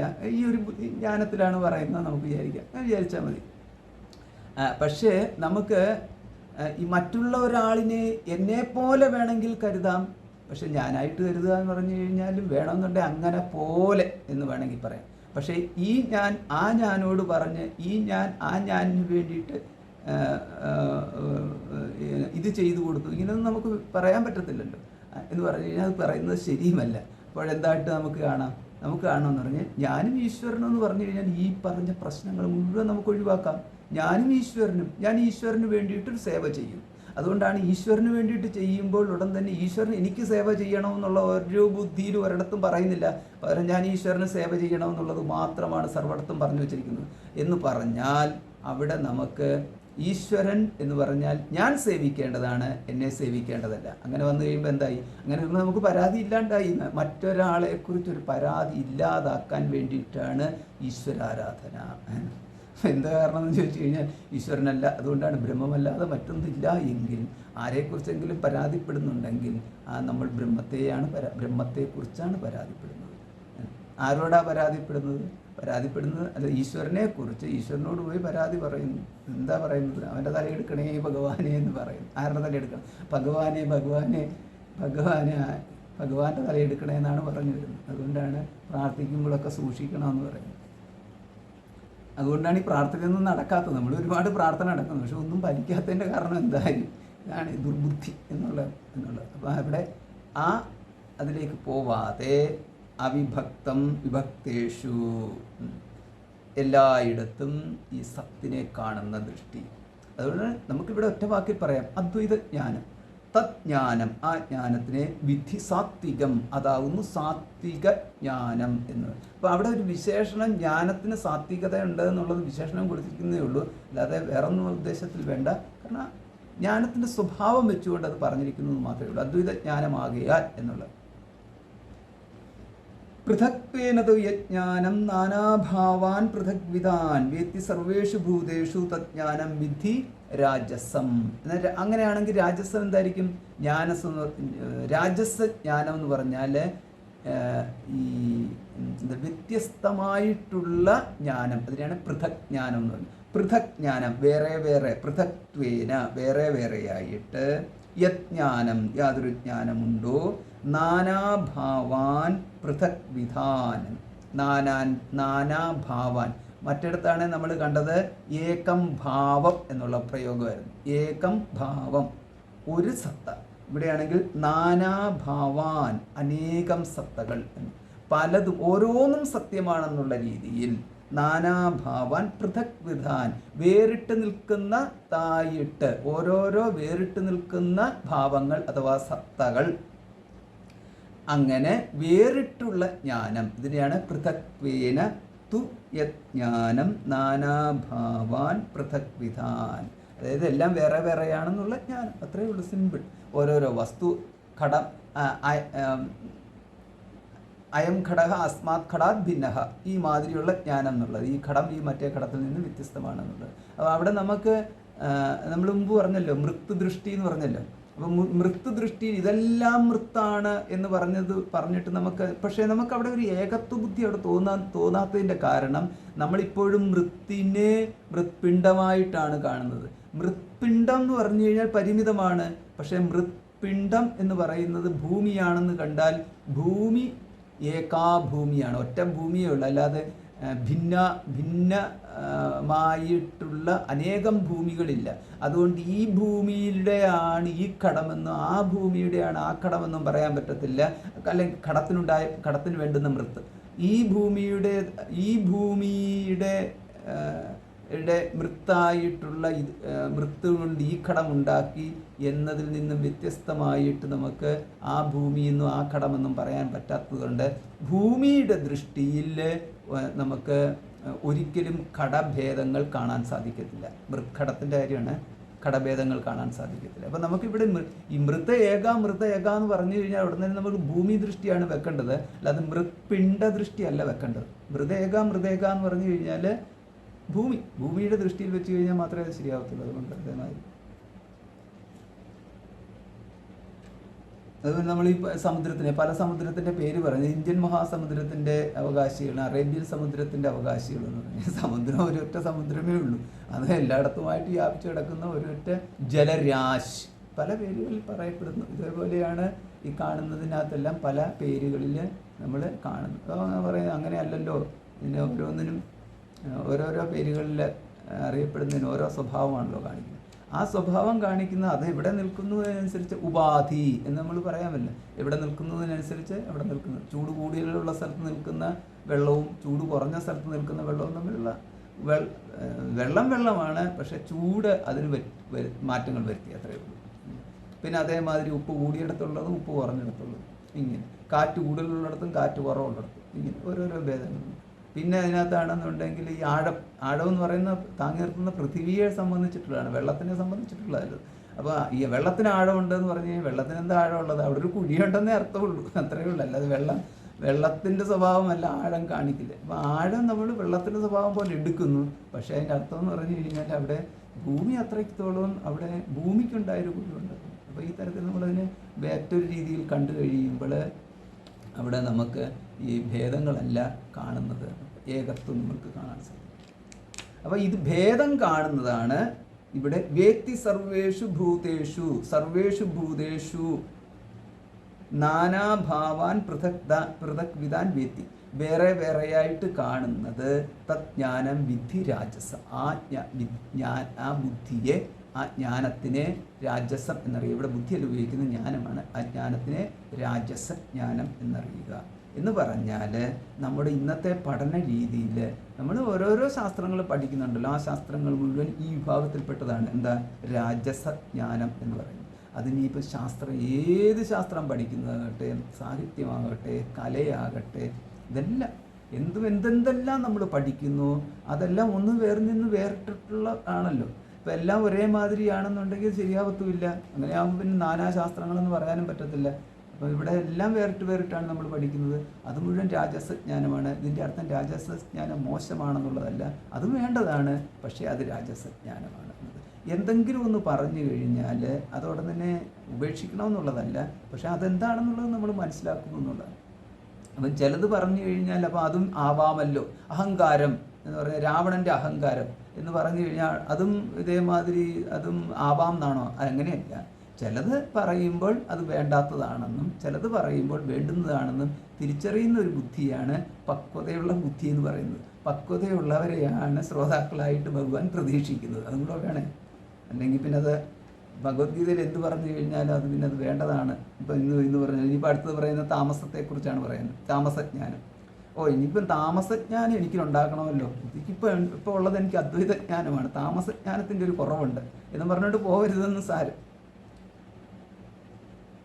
യത്തു കൃഷ്ണവദേകസ്മിൻ കാര്യേ സക്തമഹൈതുകം അതത്വാർത്ഥമവതൽപ്പം ച തത്താമസമുദാഹൃതം. ഇപ്പം താമസജ്ഞാനം എന്താ? യത്തു കൃഷ്ണവദേകസ്മിൻ, ഏകസ്മിൻ കൃഷ്ണവത്, യത്ത്, അപ്പോൾ ഒന്നില് അത് മാത്രം എന്നുള്ള ബുദ്ധി, ജ്ഞാനം. യത്ത് യാതൊന്നാവട്ടെ, കൃഷ്ണവത് മുഴുവനായിട്ട് ഒന്നാകെ, ഏകസ്മിൻ ഒന്നിൽ, കാര്യേ സക്തം അഹൈതുകം. നമ്മുടെ ഭാഷ്യം ഒന്ന് വായിച്ചു പോവാം, അപ്പം കുറച്ചുകൂടെ നമുക്ക് അതിനകത്തൊരു വ്യക്തത കിട്ടും. ആദ്യം ഒന്ന് അർത്ഥം കാണാം. കാര്യേ സക്തം അഹൈതുകം, ഒരു കാരണവും കൂടാതെ സക്തം, ബന്ധിക്കപ്പെടുന്നത്, കാര്യത്തിനോട് ബന്ധിക്കപ്പെട്ടിരിക്കുന്നത്. അതത്വാർത്ഥവത് അല്പം ച, തത്വാർത്ഥ അതത്വാർത്ഥം, അല്പം ച, അല്പമാണ്, പരിമിതമാണ്. അതത്വാർത്ഥം എന്ന് പറഞ്ഞാൽ തത്വാർത്ഥമല്ലാത്തതാണ്. തത്താമസം ഉദാഹൃതം, അതിനെയാണ് താമസം എന്ന് പറയുന്നത്. ഭാഷ്യം ഒന്ന് വായിച്ചു കഴിയുമ്പോൾ നമുക്കൊരു ശ്ലോകത്തിൻ്റെ അർത്ഥം ഒന്ന് മനസ്സിലാവും. എന്താണ് ഭാഷ്യം? യത്തു ജ്ഞാനം കൃഷ്ണവത്, യാതൊരു ജ്ഞാനമാവട്ടെ മുഴുവനും എന്നതുപോലെ. അതാണ് കൃഷ്ണവത്. ആ വാക്ക് വളരെ പ്രത്യേകതയുണ്ട്. കൃഷ്ണ മുഴുവൻ ജ്ഞാനം എന്ന് പറയുന്നത്. മുഴുവൻ ജ്ഞാനവും കൂടെ എന്ന് പറഞ്ഞു കഴിഞ്ഞാൽ ഈ ആള് ഈ ഇദ്ദേഹത്തിൻ്റെ ശിരസ്സിൽ അതിൻ്റെ രഹസ്യങ്ങൾ മുഴുവൻ മനസ്സിലാക്കി, അല്ലെങ്കിൽ ജ്ഞാനം മുഴുവനും കൊണ്ട് നിറഞ്ഞു നിൽക്കുന്ന രീതിയിൽ നിൽക്കുന്നു. അപ്പോൾ അതുകൊണ്ടാണ് ജ്ഞാനഗർവ് എന്നൊക്കെ പറയുന്നത് കേട്ടിട്ടില്ലേ? ജ്ഞാനഗർവ്, ജ്ഞാനാഹങ്കാരം എന്നൊക്കെ പറയുന്ന പോലെ. പണ്ഡിതം മന്യമാനാഹ എന്നൊക്കെ പറയും. ദന്ത്രമ്യമാണ പര്യന്തി മൂഢാഹ അന്ധേനൈവ നീയമാനായ യഥാന്താഹ എന്ന് പറഞ്ഞ് ബാക്കി കിടപ്പുണ്ട്. അപ്പോൾ ഇതിനകത്ത് പറഞ്ഞു കഴിഞ്ഞാൽ ഇത് തന്നെ പണ്ഡിതം മന്യമാനാഹ എന്നൊക്കെ പറയുന്നതല്ല ഈ വിഭാഗത്തിൽപ്പെടും. അതുകൊണ്ടാണിത് കൃഷ്ണവത് എന്ന് പറഞ്ഞാൽ മുഴുവനും കൂടെ. എവിടെയാണ് നിൽക്കുന്നത്? സമസ്തവത്. ഭാഷ്യം സമസ്തവത് സർവവിഷയമിവ എന്നൊരു പ്രയോഗം കൂടെ കൊടുത്തിട്ടുണ്ട്. എല്ലാ വിഷയവും കൂടെ ചേർന്നിട്ടുള്ളതായിട്ടുള്ള സർവവിഷയമിവ. അത് എനിക്ക് മുഴുവനും അറിയാം എന്നുള്ള ആ ഒരു ഭാവമുണ്ട്, ജ്ഞാനമുണ്ടല്ലോ, ആ ജ്ഞാനം. അത് എവിടെയാണ്? ഏകസ്മിൻ കാര്യേ, ഒന്നിൽ, എന്നിൽ, ഏകസ്മിൻ കാര്യേ ദേഹേ ബഹി വാ, ദേഹേ വാ ബഹിഹി വാ, ഇപ്പം ദേഹത്തിൽ അല്ലെങ്കിൽ പുറത്ത്. അപ്പം ചിലർക്ക്, അപ്പം ഇത് നമ്മൾ പലപ്പോഴും ധ്യാനത്തിലൊക്കെ കൂടെ, ചിലരാണെങ്കിൽ ധ്യാനത്തിൻ്റെ പരമകാഷ്ഠയിൽ എല്ലാം അറിഞ്ഞവനായിട്ട് ഇങ്ങനെ കണ്ണ് മുകളിലേക്ക് ഉയർത്തിക്കൊണ്ട് ഒരു ഭാവം കാണിച്ച് പറയുമല്ലോ. ആരെന്ത് പറഞ്ഞു കഴിഞ്ഞാൽ അവരോടെല്ലാം പുച്ഛമാണ്. പുച്ഛിച്ച് ചിരിയും ചിരിച്ചുകൊണ്ട് ഇവരൊക്കെ എന്തറിഞ്ഞിരിക്കുന്നു, ഈ കുരങ്ങന്മാരെന്തറിഞ്ഞു വിഭോ എന്ന് രാമായണത്തിൽ പറഞ്ഞത് മാതിരി ബാക്കിയുള്ള ആർക്കും ഒരു ജ്ഞാനവും ഇല്ലാത്ത രീതിയിൽ നിങ്ങൾ വർക്ക് ചെയ്യുക, ഞാനൊക്കെ ഇത് കഴിഞ്ഞതാണ്. ഇതാണ് എവിടെയാണ് എന്ന് പറഞ്ഞാൽ എൻ്റെ അന്ധക്കരണത്തിൽ ജ്ഞാനെന്നറിഞ്ഞിരിക്കുന്നത്, അതാണ് ഉദ്ദേശിക്കുന്നത്. ആ ഒരു ബുദ്ധി ഉണ്ടെങ്കിൽ, അപ്പോൾ എൻ്റെ അന്ധക്കരണത്തിൽ ജ്ഞാനം നിറഞ്ഞിരിക്കുന്നു, എൻ്റെ ഒന്നും അന്ധക്കരണത്തിൽ ജ്ഞാനം നിറയാൻ ഇനി സമയമെടുക്കും എന്നുള്ള രീതി വന്നെങ്കിൽ അതാണ് വിഭക്തം വന്നു. വിഭക്തം എന്ന് പറഞ്ഞു കഴിഞ്ഞാൽ ഇത് ചില്ലറ കാര്യമല്ല. അത് എന്തെങ്കിലും ഒന്നിൽ നമ്മളൊരു കുറ്റവും കുറവും കണ്ടു കഴിഞ്ഞാൽ വിഭക്ത ബുദ്ധി ഉണ്ടെങ്കിലേ കുറ്റവും കുറവും കാണത്തുള്ളൂ. ആ ഇപ്പം ഭഗവാന്റെ കാൽപാദം ശിരസ്സും എന്ന് പറഞ്ഞ് രണ്ടായിട്ട് നമ്മൾ കാണുന്നു എന്ന് പറയുന്നത് അതൊരു കുറ്റവും കുറവുമല്ല. ഭഗവാന്റെ കാല് നികൃഷ്ടവും പാദം നികൃഷ്ടവും തല ശരഷ്ടവും എന്ന് ഒരാളും പറയത്തില്ല. ഭഗവാനാണ്, അവിടെ രണ്ടില്ല. അപ്പോൾ ആരെങ്കിലും ഒരാൾ ഇങ്ങനെ പറയുകയാണ് എന്നുണ്ടെങ്കിൽ അതൊരു ദുർബുദ്ധിയാണ് എന്ന് സാരം. അതേമാതിരിയാണ് ഇവിടെയും എല്ലാം എൻ്റെ കയ്യിലുണ്ട് എന്നുള്ള ആ ഒരു ബുദ്ധി ജ്ഞാനമുണ്ടല്ലോ. അതാണ് ഏകസ്മിൻ, ഒന്നിൽ തന്നെ, കാര്യേ ദേഹേ ബഹിഹി വ എന്ന്. കാര്യേ ഒരു കാര്യത്തിൽ ദേഹേ ബഹിഹി വ എന്ന് പറഞ്ഞു കഴിഞ്ഞാൽ അത് ദേഹത്തിനോടോ ദേഹസംബന്ധമായിട്ട് നിൽക്കുന്നതോ അത് പുറത്ത് നിൽക്കുന്നതോ ആയിട്ടോ നിൽക്കട്ടെ എന്നുള്ളത്. അത് എന്താണ് ഈ ദേഹസംബന്ധമായിട്ടും പുറത്ത് നിൽക്കുമെന്ന് പറഞ്ഞു കഴിഞ്ഞാൽ, ഇതിപ്പോൾ നമുക്ക് ഒരു ഉപാസകൻ്റെ ദൃഷ്ടിയിലെടുത്താൽ മതി.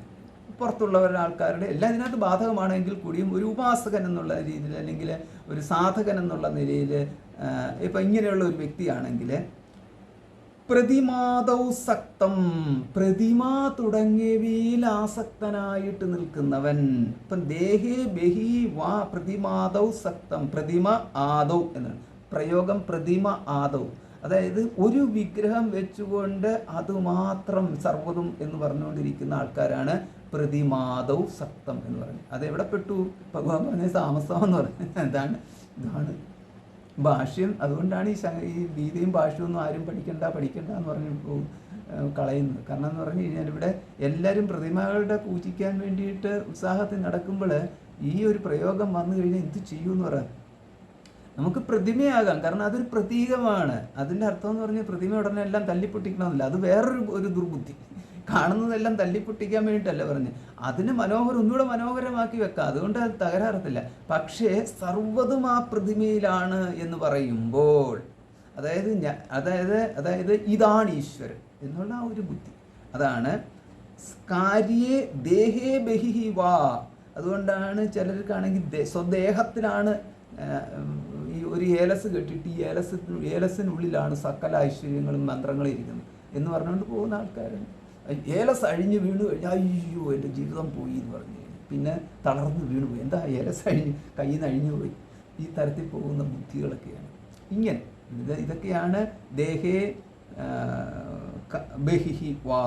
ബഹിഹി എന്ന് പറഞ്ഞാൽ പുറത്തുനിന്ന്, ഒന്ന് ദേഹത്തിൽ അല്ലെങ്കിൽ പുറത്ത്. ഇത് രണ്ടുമേ ഉള്ളൂ നമുക്ക്. വേറെ എന്താ ഉള്ളത്? വേറൊന്നുമില്ല. ഒന്നുകിൽ ദേഹത്തിൽ അല്ലെങ്കിൽ പുറത്ത്. ദേഹേ ബഹിയോ. അതുകൊണ്ട് ഈ ഭാഷ്യത്തിലൊക്കെ നോക്കി കഴിഞ്ഞാൽ ഇങ്ങനെ കൃത്യമായിട്ട് നമുക്ക് ഇങ്ങനെ ഈ ഒരു മതിൽ കെട്ടാൻ അല്ലെങ്കിൽ ഒരു ഭിത്തി കെട്ടാൻ ഇഷ്ടിക അടുക്കി വെക്കുന്നത് പോലെയാണ് ഈ വാക്കുകൾ അടുക്കി വെക്കുന്നത്, നമുക്ക് അതിൻ്റെ ആ ചിത്രം കിട്ടാൻ വേണ്ടിയിട്ട്. കാര്യേ സമദേഹേ ബഹിഹി വാ. പ്രതിമാദൗ സക്തം. അതിന് വ്യക്തമായിട്ട് തന്നെ ഭാഷ്യത്തിൽ കൊടുത്തു പ്രതിമ തുടങ്ങിയിട്ടുള്ളത്.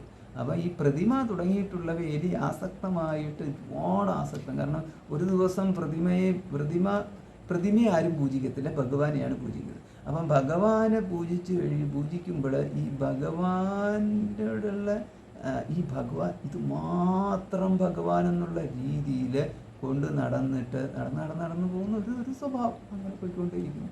ഉപാസകരാണ്, കുഴപ്പമൊന്നുമില്ല എന്നർത്ഥം. പക്ഷേ നമ്മുടെ ശാസ്ത്രത്തിൻ്റെ ഒരു പ്രത്യേകത എന്ന് പറഞ്ഞു കഴിഞ്ഞാൽ ആർക്കത്ര ഓരോരുത്തർക്കും വേണമെന്നുണ്ടെങ്കിൽ ഇപ്പോൾ ഒരു കൃഷ്ണൻ്റെ ഭക്തനാണെന്നുണ്ടെങ്കിൽ 10 പ്രതിമ വെച്ചിട്ട് 10ഇടത്തും ആരാധന കാണിക്കുന്നു. അപ്പോൾ ഇതിനകത്ത് ഏത് പ്രതിമ എന്ന് പറയാൻ വിഗ്രഹമാണ് ഉദ്ദേശിക്കുന്നത്. അപ്പം പ്രതിമ എന്ന് ഇവിടെ പറഞ്ഞിട്ടുള്ളതുകൊണ്ട് മാത്രം പറയുന്നുണ്ട്. മലയാളത്തിൽ നമ്മൾ പ്രതിമ എന്ന് പറഞ്ഞിട്ട് എന്തോ ആക്കി മാറ്റി. സംസ്കൃതത്തിൽ പറഞ്ഞാൽ പ്രതിമ എന്ന് പറഞ്ഞാൽ വിഗ്രഹം തന്നെയാണ്. അതുകൊണ്ടാണ് പ്രതിമാദവും എന്ന് പറയുന്നത്. സംസ്കൃതത്തിൽ പ്രതിമ എന്ന് പറയുമ്പോൾ അതിനൊരു സ്റ്റാൻഡേർഡ് ഉണ്ട്. മലയാളത്തിൽ നമ്മൾ പ്രതിമ എന്ന് പറഞ്ഞിട്ട് നമ്മൾ പ്രതിമ സ്ഥാപിച്ചു എന്ന് പറഞ്ഞാൽ അങ്ങ് എന്താ പറയുന്നത്, എന്തോ ആക്കി മാറ്റി. അതുകൊണ്ടുള്ള പ്രശ്നമാണ് ഈ പ്രതിമാതു സക്തം. അപ്പോൾ ഞാൻ പറഞ്ഞത് 10 വിഗ്രഹം ഉണ്ടെന്നുണ്ടെങ്കിൽ 10 വിഗ്രഹത്തിലും 10 ഭഗവാന്മാരെ കാണുന്ന ആൾക്കാരും ഉണ്ട്. അതാണ് അതിനകത്ത് ഏറ്റവും വലിയ വിശേഷം എന്ന് പറഞ്ഞത്. അതായത് ഈ പ്രതിമ ഈ വിഗ്രഹം ഈ കൃഷ്ണന്, ആ വിഗ്രഹം ആ കൃഷ്ണന്, ഇങ്ങനെ പല കൃഷ്ണന്മാർ അതിൽ. അപ്പോൾ ഓരോരുത്തർ 10 വിഗ്രഹത്തിൽ 10 കൃഷ്ണന്മാരെ അടുപ്പിച്ചിരുത്തിക്കൊണ്ട് ഓരോ കൃഷ്ണനും ഇങ്ങനെ പൂജ നടക്കുന്നു. അപ്പോൾ എന്താ 10 ഉണ്ണിക്കണ്ണന്മാരെന്ന് പറഞ്ഞു ഇങ്ങനെ. നമുക്കത് അങ്ങനെ ആരും ചെയ്യത്തില്ലല്ലോ. അങ്ങനെ ചെയ്യുന്നതാണല്ലോ എത്ര ക്ഷേത്രങ്ങളാണുള്ളത്. ഇത് 10 വിഗ്രഹങ്ങൾ അടുപ്പിച്ച് വെക്കുന്നത്, ഇവിടെ 10 ക്ഷേത്രങ്ങളിൽ 10 വിഗ്രഹങ്ങൾ വെക്കുന്നു, ഇത്രയേ ഉള്ളൂ. അപ്പോൾ ഇതിനകത്തുനിന്ന് ഒരു കൃഷ്ണൻ വേറൊരു കൃഷ്ണൻ വേറെയായിട്ട് കാണുന്നല്ലോ, ഇങ്ങനെ കാണുന്നു. അതൊരു ബുദ്ധി കാണുന്നു എന്നുള്ളത്. എല്ലായിടത്തും അമ്പലങ്ങളിലും ഒരു കൃഷ്ണനാണുള്ളതെന്നുണ്ടെങ്കിലോ അതിലേക്ക് നമ്മുടെ ബുദ്ധിക്ക് ഒരിക്കലും പോകാൻ പറ്റത്തില്ല എന്നുള്ളത്. അതാണ് നമ്മളുടെ പ്രശ്നം. അതിലേക്ക് നമ്മൾ ഒരിക്കലും പോകാൻ പറ്റത്തില്ല. അത് കാരണം നമ്മൾ ഓരോ കൃഷ്ണനും നമ്മൾ ഓരോ പേരിട്ട് വിളിക്കുന്നു, ആ ഓരോ കൃഷ്ണനും ഓരോ സ്വഭാവം കൊടുക്കുന്നു. കൃഷ്ണൻ്റെ കാര്യം മാത്രമല്ല, കേരളത്തിൽ പോപ്പുലർ ആയതുകൊണ്ടാണ് കൃഷ്ണനെ കുറിച്ച് പറയുന്നത്. കേരളം വിട്ട് കഴിഞ്ഞാൽ പിന്നെ കൃഷ്ണന് എന്ന് പറഞ്ഞു കഴിഞ്ഞാൽ പിന്നെ അങ്ങ് ഓരോരോ ദേശത്തുള്ള ഓരോരോ ദേവനെ കുറിച്ചാണ് അവിടുത്തെ പോപ്പുലറായിട്ടുള്ളത്. കർണാടകത്തിൽ എന്താണ് ഓർക്കുന്നില്ല.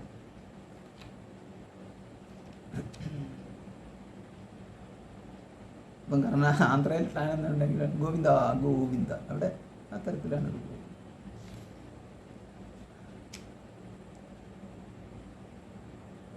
ഇപ്പം പുരിയിൽ അവിടെയാണ് കൃഷ്ണൻ, സുഭദ്ര, ബലരാമൻ. അവർ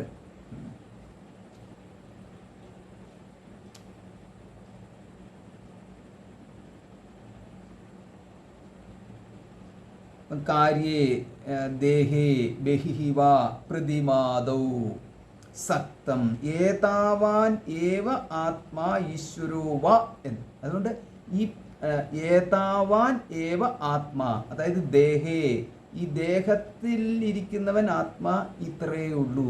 ദേഹപര്യന്തം ആത്മാ, ഇതാണ് അതിൻ്റെ അർത്ഥം. ദേഹം വരെ ആത്മാ എന്ന്.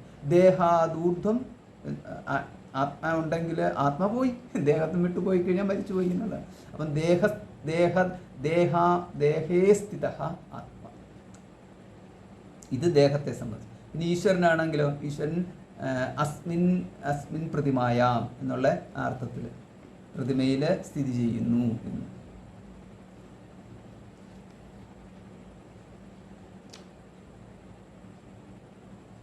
പ്രതിമാദൗ സക്തം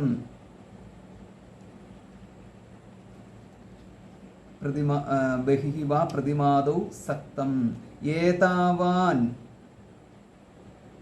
ഏവ ആത്മാ ഈശ്വരോ വ ന അതഃ പരം അസ്തി. അതഃ പരം നാസ്തി, അതും കൂടെ ഉണ്ട്.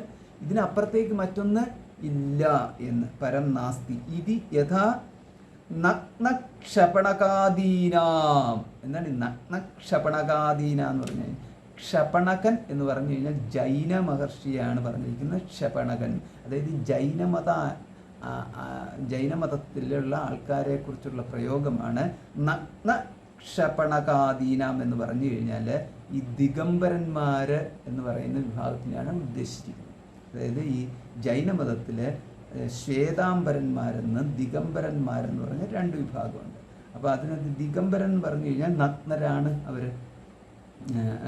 അപ്പോൾ ആ ഒരു വിഭാഗത്തിനെയാണ് അവരുടെ ദൃഷ്ടിയിലാണ് ഏതാണ് ആത്മാ ഈശ്വരോവ നാതഃ പരമസ്തി ഇതി യഥാ നഗ്നക്ഷപണകാദീനാം ശരീരാനുവർത്തി ദേഹപരിമാണഃ ജീവഃ ഈശ്വരോവ എന്ന്. അപ്പോൾ ഈ ഇവർ ജൈനമതത്തിൻ്റെ സിദ്ധാന്തത്തെയാണ് ഇവിടെ ഒരു വരിയിൽ ഖണ്ഡിച്ചിരിക്കുകയാണ്. ആ ഖണ്ഡിച്ചിരിക്കുന്നത് ഇപ്രകാരമാണ്. അതായത് ദേഹപര്യന്തം ദേഹവാൻ ആത്മാ എന്ന് പറഞ്ഞാൽ ദേഹത്തിൽ മാത്രം ഒതുങ്ങുന്ന ഒന്നാണ് ആത്മാ, അതിനപ്പുറത്തേക്കുമില്ല ഇപ്പുറത്തേക്കൊന്നുമില്ല എന്ന രീതിയിലാണ് ജൈനമതത്തിലെ ചിന്ത പോയിരിക്കുന്നത് എന്നുള്ളത് നമുക്ക് ഈ ഒരു വരിയിൽ നിന്ന് മനസ്സിലാക്കാം. നമ്മൾ അതിന് പിന്നെ ജൈനശാസ്ത്രം നമ്മൾ പഠിക്കണം. ജൈനശാസ്ത്രം നമ്മളിപ്പം തൽക്കാലം നമുക്കതിൻ്റെ ആവശ്യമില്ലാത്തതുകൊണ്ട് നമ്മളത് നോക്കുന്നില്ല. പകരം ഇവിടെ ഈ ജൈനശാസ്ത്രത്തിൽ പറഞ്ഞിരിക്കുന്നത് ഈ ജ്ഞാനമാണ് എന്നതിലൂടെ നമുക്ക് മനസ്സിലാക്കിയെടുക്കാൻ സാധിക്കും. നഗ്നക്ഷപണകാദീനാം ശരീരാനുവർത്തി. അപ്പം ഇവിടെ ഈ ജൈനമതം ഈ വേദത്തെ അംഗീകരിക്കുന്നില്ല, വേദബാഹ്യമാണ്. ബുദ്ധമതം വേദത്തെ അംഗീകരിക്കുന്നില്ല, വേദബാഹ്യമാണ്. അതുകൊണ്ട് നമ്മൾ അതിനെ ന്യായീകരിക്കാൻ പോകേണ്ട കാര്യം ഇല്ല. പിന്നെ അവയെല്ലാം ഭാരതത്തിലാണ്. അവയെല്ലാം പ്രാചീന കാലത്ത് ഈ വേദത്തിനെ ആശ്രയിച്ച് തന്നെയാണ് നിന്നിരുന്നത് എന്ന് നമുക്കറിയാം. പക്ഷേ പിന്നീടുണ്ടായ കാലത്ത് അവർ ഞങ്ങൾ വേറെയാണെന്ന് പറഞ്ഞ് പോയ സ്ഥിതിക്ക് നമുക്ക് പിന്നെ അവരെ ന്യായീകരിക്കാൻ പോകേണ്ട കാര്യമില്ല. സിഖ് മതത്തിൻ്റെ കാര്യം പറഞ്ഞ മാതിരി സിഖ് മതം പ്രാചീന കാലത്ത് ഹിന്ദു മതത്തിൽ നിന്ന് വേറിട്ടല്ലാതായിട്ട് നിന്നിരുന്നു. പക്ഷേ പിന്നീട് അവർ വേറെയാണെന്ന് അവർ ഡിക്ലെയർ ചെയ്തു. പിന്നെ സിഖ് മതത്തിനെ നമ്മൾ ന്യായീകരിക്കാൻ പോകേണ്ട കാര്യമില്ല. നമ്മളെ ഒന്ന് നേരെ നിൽക്കുക, എന്നിട്ട് മതിയല്ല. നമ്മൾ താങ്ങാൻ പോകുമ്പോൾ നമ്മൾ ശ്രദ്ധിക്കേണ്ട ഒരു കാര്യമാണ്. ആദ്യം അവനവനൊന്ന് നേരെ നിന്നിട്ട് വേണം മറ്റുള്ളവനെ താങ്ങാൻ പോകുന്നത്. അവസാനം മറ്റുള്ളവനെ താങ്ങിക്കൊണ്ടിരുന്നു കഴിഞ്ഞാൽ അവസാനം നമ്മൾ കിടന്ന് കാലും കൊണ്ട് ഒരു കാല് പൊക്കാൻ വയ്യ, എന്നാലും അതിനെ കൊണ്ട് ഒരാളെ താങ്ങി മറ്റേ കൈ കൊണ്ട് ഒരാളെ താങ്ങി കഴിഞ്ഞ് കഴിഞ്ഞാൽ എല്ലാവരും നമ്മളങ്ങനെ താങ്ങി നിർത്തും, നമ്മളിങ്ങനെ വീണ് കിടക്കും. ആ സ്ഥിതി വരരുത്. ആദ്യം നമ്മൾ നേരെ നിൽക്കുക, അതിനുശേഷം മറ്റുള്ളവരെ താങ്ങാൻ പോകും. അതുകൊണ്ട് ഇവിടെ ഈ മാതിരി ഭിന്നമായിട്ടുള്ള ആത്മാവിൻ്റെ അസ്തിത്വത്തെക്കുറിച്ച് പറയുക, നമ്മുടെ ദേഹപര്യന്തമാണ് ആത്മാ എന്നുള്ള ആ ഒരു ബുദ്ധിയിൽ നിൽക്കുക. അതേമാതിരി പ്രതിമ ഏവ ഈശ്വര എന്നുള്ള രീതിയിലേക്ക് പോകുക. അല്ലെങ്കിൽ പ്രതിമയിൽ സ്ഥിതി ചെയ്യുന്നു ഈശ്വരൻ എന്നുള്ള രീതിയിൽ. അതുകൊണ്ടാണ് പ്രതിമ എന്ന് പറഞ്ഞാൽ ഇത്രയേ ഉള്ളൂ. അതുകൊണ്ട് പ്രതിമ നമ്മൾ ഉദ്ദേശിക്കുന്ന വിഗ്രഹമാണ്. ഭാഷ്യത്തിൽ വിഗ്രഹമൊന്നുമില്ല, പ്രതിമ എന്നുള്ളതുകൊണ്ട് മാത്രമാണ് പറയുന്നത്. അപ്പോൾ എന്ന് പറഞ്ഞാൽ നമുക്ക് വിഗ്രഹം എടുക്കുക. അപ്പോൾ ഈ വിഗ്രഹത്തിന് ഉപചാരങ്ങൾ ചെയ്യുമ്പോൾ ഈശ്വരന് ഉപചാരം ചെയ്തു, ഓക്കെയാണ്. അപ്പോൾ ഇവിടെ ഈ അരമണിക്കൂർ നേദ്യം വൈകി കഴിഞ്ഞാൽ ഉടൻ തന്നെ വിശന്ന് വലഞ്ഞു പോകുന്ന ഈശ്വരനായിട്ട് കണ്ടു കഴിഞ്ഞപ്പോൾ ഈശ്വരനെ ഇവിടെ ജീവാത്മാവായിട്ട് നമ്മൾ കണ്ടു. ഇത്രയേ ഉള്ളൂ. അപ്പം വിശക്കുന്ന ഈശ്വരൻ ജീവാത്മാവാണ്. ഈശ്വരനാണെങ്കിൽ വിശക്കേണ്ട കാര്യം വരുന്നില്ല. കാരണം ഈശ്വരൻ എന്ന് പറഞ്ഞു കഴിഞ്ഞാൽ അത് ഈശ്വരൻ ജീവാത്മാവല്ലാത്തത് കൊണ്ട് ജീവാത്മാവിനെ സംബന്ധിച്ച് യാതൊന്നും തന്നെ ബാധിക്കാതെ വരുമ്പോഴാണ് ഈശ്വരൻ എന്ന് പറയുന്നത്. ആ ഒരു ഭേദം കാണണം. അല്ലെങ്കിൽ ജീവാത്മാവിൻ്റെ ഒരു കൂടിയ രൂപമാണ് ഈശ്വരൻ എന്നുള്ള ബുദ്ധി എടുക്കരുത്. അപ്പോൾ അങ്ങനെയൊക്കെയാണ് നമുക്ക് ഈ വേണ്ട വിധത്തിൽ ശാസ്ത്രം പഠിച്ചില്ലെന്നുണ്ടെങ്കിൽ ഇതെല്ലാം നമുക്ക് തോന്നിയതുപോലെ നമ്മൾ സങ്കല്പിച്ച് ഭാവിച്ച് ഓരോന്നുണ്ടാക്കിക്കളയും. നഗ്നക്ഷപണകാദീനാം ശരീരാനുവർത്തി ദേഹപരിമാണഃ ജീവഃ ഈശ്വരഃ വാ. എന്നിട്ട് എന്താ ഇതിൻ്റെ കാര്യം? പാഷാണദാർവാദി മാത്രഃ ഇതി ഏവം ഏകസ്മിൻ കാര്യസക്തം. പാഷാണ എന്ന് പറഞ്ഞാൽ ശില. ദാരു എന്ന് പറഞ്ഞു കഴിഞ്ഞാൽ തടി എന്ന് പറഞ്ഞാൽ എന്താ? പാഷാണ വിഗ്രഹമാത്ര ഈശ്വര, ദാരു വിഗ്രഹമാത്ര ഈശ്വര. അതായത് ഈ തടി കൊണ്ടുണ്ടാക്കിയൊരു രൂപം ഉണ്ടാക്കിയല്ലോ, ആ രൂപത്തിൽ നമ്മൾ പ്രതിഷ്ഠിച്ചിരിക്കുന്നത് തന്നെ വിചാരിക്കുക, ആ രൂപത്തിൽ ഒതുങ്ങി നിൽക്കുന്ന ഈശ്വരൻ എന്നാണ്. പിന്നെന്ന് പറഞ്ഞാൽ ഈ വിഗ്രഹം പാഷാണമാണ്, പാഷാണത്തിൽ ഒതുങ്ങിയിരിക്കുന്ന ഈശ്വരൻ, അല്ലെങ്കിൽ നമ്മൾ ഒതുക്കി വെച്ചിരിക്കുന്ന ഈശ്വരൻ. അത് ആലോചിച്ച് നോക്കിക്കേ, പാഷാണശിലയിൽ അതായത് വിഗ്രഹത്തിൽ ഈശ്വരനെ ഒതുക്കി വെച്ചു, മന്ത്രം കൊണ്ട് പിടിച്ചങ്ങ് ഇരുത്തി അവിടെ ഇരിക്കുക ഭഗവാനെ എന്ന് പറഞ്ഞിട്ട്. എന്നിട്ട് അതും വിശിഷ്ടമായ കഥകളും വെച്ചിട്ടുണ്ട്. അതിന് ഇറങ്ങിപ്പോകാതിരിക്കാൻ വേണ്ടിയിട്ട് അപ്പം തന്നെ ഇരുത്തിയിട്ട് ഒരു നിവേദ്യം കൊണ്ട് നടത്തി, പിന്നെ എഴുന്നേക്കാൻ പാടില്ല, അങ്ങനത്തെ കഥകളൊക്കെയാണ് അവല് പോലെ ചറുപറാന്നുണ്ടാക്കി വിട്ടിരിക്കുന്നത്. ചിലടത്ത് വിഗ്രഹം ഇളകി ഉറക്കുന്നില്ല, അപ്പോൾ ഉടനെ ഒരു തുപ്പിയിട്ട് അതിൻ്റെ പുറത്തങ്ങ് ഇരിക്കടാ അവിടെ എന്ന് പറഞ്ഞു. അങ്ങനെ വേറൊരിടത്ത് കേട്ടിരിക്കുന്നത് എന്ന് പറഞ്ഞു കഴിഞ്ഞാൽ ഇരുന്നിട്ട് ഇരിക്കാതിരുന്ന് കഴിഞ്ഞപ്പം തലയിൽ ഒരു അമർത്തി കഴിഞ്ഞപ്പോൾ അവിടെ ഒരു കുഴി പോലെ വന്നു, അവിടെ അങ്ങ് ഇരുന്നു. അപ്പോൾ ഇതൊക്കെ എന്ന് പറഞ്ഞാൽ നമ്മൾ ഉണ്ടാക്കി വെച്ചിരിക്കുന്ന കഥകൾക്കൊന്നും കുഴപ്പമില്ല, അതൊക്കെ ഒരു വിശ്വാസത്തിൻ്റെ വലുപ്പമാണ്. പക്ഷേ അതിൻ്റെ എല്ലാത്തിൻ്റെയും കൂടെ ഭാഷ്യത്തിൽ ഈ വരി നോക്കിയാൽ മതി. പാഷാണ ധാർമാതി മാത്ര ഇതി ഏവം ഏകസ്മിൻ കാര്യേ സക്ത, അങ്ങനെ അതുമാത്രമായിട്ട് ഒതുക്കി വെച്ചിരിക്കുന്നു. ഇത് നമുക്ക് പോയിട്ട് ഇത് ഈ ഭക്തന്മാരുടെ അടുത്ത് പറയാൻ പറ്റത്തില്ല. ഈ സാത്വിക ഭക്തൻ, രാജസ ഭക്തൻ, താമസ ഭക്തൻ എന്നുള്ളതിനകത്ത് നമുക്ക് അടുക്കാൻ പറ്റാത്ത ഒന്നാണ് ഈ താമസ ഭക്തൻ, രാജസ ഭക്തൻ. രണ്ടു കൂട്ടരെ നമുക്ക് കണ്ടു കഴിഞ്ഞ് കഴിഞ്ഞാൽ അവരെ നമുക്ക് ദൂരെ കണ്ടു കഴിഞ്ഞാൽ നമ്മൾ ആ സ്ഥലം മാറിപ്പോകണം. കാരണം അവരെ നമുക്ക് അപകടകാരികളെന്ന് പറഞ്ഞാൽ ഇതിനേക്കാളും വലിയ അപകടകാരികൾ വേറെ ആരും. അതാണ് നമ്മൾ സൂക്ഷിക്കേണ്ടതെന്നുള്ള. അഹൈതുകം ഹേതുവർജിതം നിർയുക്തികം, ഇതൊക്കെയാണ്. ഇതെന്താ ഈ അഹൈതുകം, സക്തം അഹൈതുകം എന്നുള്ളൊരു വാക്കുണ്ടല്ലോ. അതായത് അവര് അഹൈതുകം എന്ന് പറഞ്ഞു കഴിഞ്ഞാൽ കാരണമൊന്നുമില്ല, ഹേതുവർജിതം നിർയുക്തികം. അഹൈതുകം എന്ന് പറഞ്ഞു കഴിഞ്ഞാൽ ഒരു യുക്തിയും ഇല്ല എന്നുള്ളതാണ്. ആ യുക്തി, അവർക്കുള്ള യുക്തി എന്താ? ആ യുക്തി എന്ന് പറഞ്ഞു കഴിഞ്ഞാൽ ഞാൻ പറയുന്നതാണ് സത്യം എന്നുള്ള രീതി ഒരു കടും പിടുത്തം അങ്ങോട്ട് പിടിച്ചു കഴിഞ്ഞാൽ, എന്നിട്ട് വളരെ വലിയ ഭാവങ്ങളും കാണിക്കും. ഭഗവാൻ നോക്കിക്കോളും എന്നൊക്കെ പറഞ്ഞിട്ട് പല്ലും ഞെരിച്ച് എന്താണ് ക്രോധ താമ്രാക്ഷപത്രം എന്നൊക്കെയുള്ള പ്രയോഗമുണ്ട്. ഇങ്ങനെ ജ്വലിക്കുന്ന കണ്ണുകൾ കൊണ്ട് നോക്കി എന്നിട്ട് മനസ്സിൽ പറഞ്ഞു, എന്താണെന്ന് പറയണ്ടേ, അപ്പം അങ്ങനെയൊക്കെ പറഞ്ഞിട്ട് ഓരോ ഉപദ്രവം മറ്റുള്ളവർക്ക് ഉണ്ടാക്കി കൊടുക്കുക എന്നുള്ളത്. എന്തിനാണ് മറ്റുള്ളവർക്ക് ഉപദ്രവം ഉണ്ടാക്കി കൊടുത്തുകൊണ്ടുള്ള ഒരു ആധ്യാത്മികതയല്ല എന്നുള്ളതാണ്. അതൊക്കെയെന്ന് പറഞ്ഞു കഴിഞ്ഞാൽ ഒരു രാഷ്ട്രീയം, അല്ലെങ്കിൽ ഇവൻ്റെ ഉള്ളിൽ കിടക്കുന്ന രാഗദ്വേഷങ്ങൾ ഓരോ തരത്തിൽ പ്രകടമാകുന്നു എന്ന് മാത്രമേ ഉള്ളൂ. ഈ ഗീത മുഴുവൻ പറയുന്നത് രാഗദ്വേഷങ്ങളില്ലാത്ത സാത്വികതയെക്കുറിച്ചാണ് പറയുന്നത്. എന്നിട്ട് കൊണ്ട് നടക്കുന്നത് ഈ രാഗദ്വേഷത്തിൻ്റെ അങ്ങേ അറ്റം എന്ന് പറയുന്നത്. എൻ്റെ കാല് പിടിക്കുക, എന്നാൽ ഞാൻ എന്തെങ്കിലും ചെയ്യാം എന്നുള്ള ആ ഒരു ദുർബുദ്ധി ഉണ്ടല്ലോ, ആ ഒരു ദുർബുദ്ധിയാണ് ഈ ശാസ്ത്രം മുഴുവൻ അത് കളയാനാണ് ഈ ആവർത്തിച്ച് പറയുന്നത്. പക്ഷേ കേൾക്കാൻ പറ്റാത്തതിൻ്റെ കാരണം ഈ താമസജ്ഞാനം എന്നുള്ളത് നിൽക്കുകയാണ്. അതുകൊണ്ടാണ് ഈ ദേഹേ എന്നുള്ളത് പറഞ്ഞത്. എന്തെങ്കിലും ഒരു പ്രശ്നം നമ്മൾ വിഗ്രഹത്തിൻ്റെ കാര്യത്തിൽ മാത്രം വേണ്ട, ദേഹേ എന്ന് പറഞ്ഞു കഴിഞ്ഞാൽ ഇതൊക്കെ ബാധിക്കുകയാണ്. പിന്നെ ജ്ഞാനത്തിൽ, ആ ജ്ഞാനമാണ് ഇവിടെ ഉദ്ദേശിക്കുന്നത്. ദേഹപര്യന്തം ആത്മാ എന്നുള്ള, അല്ലെങ്കിൽ ദേഹപരിമാണ ആത്മാ എന്നൊക്കെ ഈ പറഞ്ഞ ഇതൊക്കെ ഉണ്ടല്ലോ, അല്ലെങ്കിൽ പാഷാണ ഖണ്ഡേ സ്ഥിത ഈശ്വര, ഇത്തരത്തിൻ്റെ അല്ല. പാഷാണ മാത്ര ഈശ്വര എന്ന് പറഞ്ഞ വേറെ ചില ആൾക്കാരുണ്ട്, പാഷാണ ഖണ്ഡേ സ്ഥിത ഈശ്വര എന്ന് പറയുന്ന വേറെ ആൾക്കാരുണ്ട്. വേറെ ആൾക്കാരാണ് ആ ആൾക്കാരുടെ കൂട്ടത്തിൽ പറയാണ് പാഷാണശിലയെ നശിപ്പിച്ചു കഴിഞ്ഞാൽ ഈശ്വരനെ അവിടുന്ന് ഇറക്കി വിട്ടു എന്ന് വിചാരിക്കുന്ന ആൾക്കാർ, അത് വേറൊരു വിഭാഗം. ഒന്നും പറയണ്ട, അതൊക്കെയാണ്. അങ്ങനെ നശിപ്പിച്ചു എന്നുള്ളതാണ്. അങ്ങനെ ഒരു ബുദ്ധി എന്ന് പറഞ്ഞാൽ നശിപ്പിച്ചത് കണ്ടിട്ട് അയ്യോ എൻ്റെ ഭഗവാനെ പൊടിഞ്ഞു പോയോ തകർന്നു പോയോ എന്ന് പറഞ്ഞ് ഹൃദയം പൊട്ടി വിലപിക്കുന്ന മറ്റൊരു കൂട്ടം ആൾക്കാർ. ഇതൊക്കെ ഈ ആധ്യാത്മികതയിൽ നടക്കുന്ന കാര്യങ്ങൾ. ആധ്യാത്മികത എന്ന് പറയാൻ പറ്റത്തില്ല, അതൊക്കെ ഈ സംസ്കാരത്തിൻ്റെ ഭാഗമായിട്ട് നടക്കുന്ന കാര്യങ്ങളാണ്. ഒന്നും തെറ്റൊന്നും കുറ്റമൊന്നും അല്ല പറയുന്നത്. കാരണം നമുക്ക് ഇഷ്ടമുള്ള ഒരു സാധനം, നമ്മുടെ ഒരു പളുങ്ക് പാത്രം ഉണ്ട്, അത് ആരെങ്കിലും വന്ന് തല്ലിപ്പൊട്ടിച്ച് കഴിഞ്ഞ് കഴിഞ്ഞാൽ വിഷമം ഉണ്ടാകുന്നതിനകത്ത് ഒരു കുഴപ്പവുമില്ല.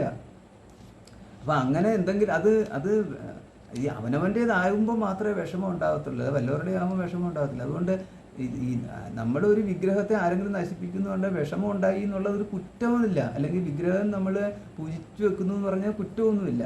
പക്ഷേ നമ്മൾ ഇതിനകത്ത് കാണുന്നതെന്ന് പറയുന്നത് ഈ സാത്വികവും രാജസും താമസമുള്ള ജ്ഞാനത്തിൻ്റെ കാര്യത്തിൻ്റെ ആ ഒരു ഭേദത്തെ മാത്രമേ ഉള്ളൂ. അതുകൊണ്ട് ഒരാൾ താമസജ്ഞാനം ഉണ്ട് എന്ന് പറഞ്ഞുകൊണ്ട് അതൊരു കുറ്റമായിട്ട് കാണിക്കേണ്ട കാര്യമില്ല. അവർക്ക് ഈ ഗീത പഠിച്ചു കഴിയുമ്പോൾ അവർക്ക് ആ താമസജ്ഞാനം സാത്വികജ്ഞാനമായിട്ട് മാറ്റാം, അത്രയേ ഉള്ളൂ. എന്ന് മാത്രമല്ല, താമസജ്ഞാനം അങ്ങനെ നമുക്ക് ജ്ഞാനം സാത്വികം എന്ന് പറഞ്ഞാൽ അദ്വൈത ജ്ഞാനം കിട്ടണം. ഈ അദ്വൈത ജ്ഞാനം കിട്ടുക എന്ന് പറഞ്ഞു കഴിഞ്ഞാൽ ഇച്ചിരി പ്രയാസമുള്ള കാര്യമാണ്. അത് ഇച്ചിരി പ്രയാസം എന്ന് പറഞ്ഞു കഴിഞ്ഞാൽ അതെങ്ങനെയാണ് പറയേണ്ടതെന്ന് അറിയത്തില്ല. അത് ഈശ്വരാനുഗ്രഹം തന്നെ ഉണ്ടാവണം, അത്രയേ ഉള്ളൂ. ഈശ്വരാനുഗ്രഹം ഉണ്ടായാൽ ഇതിനൊന്നും ഒരു പ്രയാസമില്ല. അഹൈതുകം ഹേതുവർജിതം നിയുക്തികം അതത്വാർത്ഥവത് യഥാഭൂത. അപ്പോൾ അടുത്തുണ്ടല്ലോ സക്തം അഹൈതുകം. അഹൈതുകത്തിൻ്റെ അർത്ഥമായി പറഞ്ഞു കഴിഞ്ഞാൽ ഒരു യുക്തിയും ഇല്ലാതെ, അതാണ് അഹൈതുകം. പിന്നെ അതത്വാർത്ഥം, അതത്വാർത്ഥവത്. അതത്വാർത്ഥവത് എന്ന് പറഞ്ഞാൽ എന്താ അർത്ഥം? യഥാഭൂത അർത്ഥ തത്വാർത്ഥ. എങ്ങനെയോ അങ്ങനെയുള്ള അർത്ഥം, അതാണ് തത്വാർത്ഥ. യഥാഭൂത അർത്ഥ, എങ്ങനെയോ അങ്ങനെ, അതാണ് തത്വാർത്ഥ. സാസ്യ ജ്ഞേയഭൂത അസ്തി ഇത് തത്വാർത്ഥവത്. അത് അങ്ങനെ തന്നെയുള്ള ഇതാണ് എന്നുള്ള രീതിയിലാണ് തത്വാർത്ഥം എന്ന് പറയുന്നത്. തത്വാർത്ഥം എന്ന് പറഞ്ഞു കഴിഞ്ഞാൽ യഥാ തത്വ തഥാ, ഇത്രേ നമുക്ക് എടുക്കേണ്ടതുള്ളൂ. എപ്രകാരമോ അപ്രകാരം എന്നുള്ളത് അങ്ങനെ തന്നെ. അതല്ലാതെ വരുമ്പോഴാണ് അതത്വാർത്ഥവത് എന്ന് പറയുന്നത്. അതങ്ങനെ അല്ലാത്തത് തത്വാർത്ഥവത്, അതത്വാർത്ഥവത്. അഹേതുകത്വാത് ഏവ എന്ന് പറഞ്ഞാൽ എന്താ, ഒരു യുക്തിയില്ലാത്തത്, അതിനോടൊപ്പം തന്നെയാണ് തത്വാർത്ഥം അല്ലാത്തത് എന്നത്. അതാണ് അതത്വാർത്ഥവത് എന്നത്. പിന്നെയോ അതത്വാർത്ഥവത് അല്പം ച ജ്ഞാനമാണ് പറയുന്നത്. പിന്നെ അല്പജ്ഞാനമാണ്. ഇതാണ് നമ്മുടെ ഈ പ്രശ്നം. അപ്പോൾ എപ്പോഴും ഈ അല്പജ്ഞാനം എന്ന് പറഞ്ഞു കഴിഞ്ഞാൽ, ഈ അല്പജ്ഞാന അപകടം എന്ന് പറഞ്ഞ് കേൾക്കുന്നുണ്ടല്ലോ.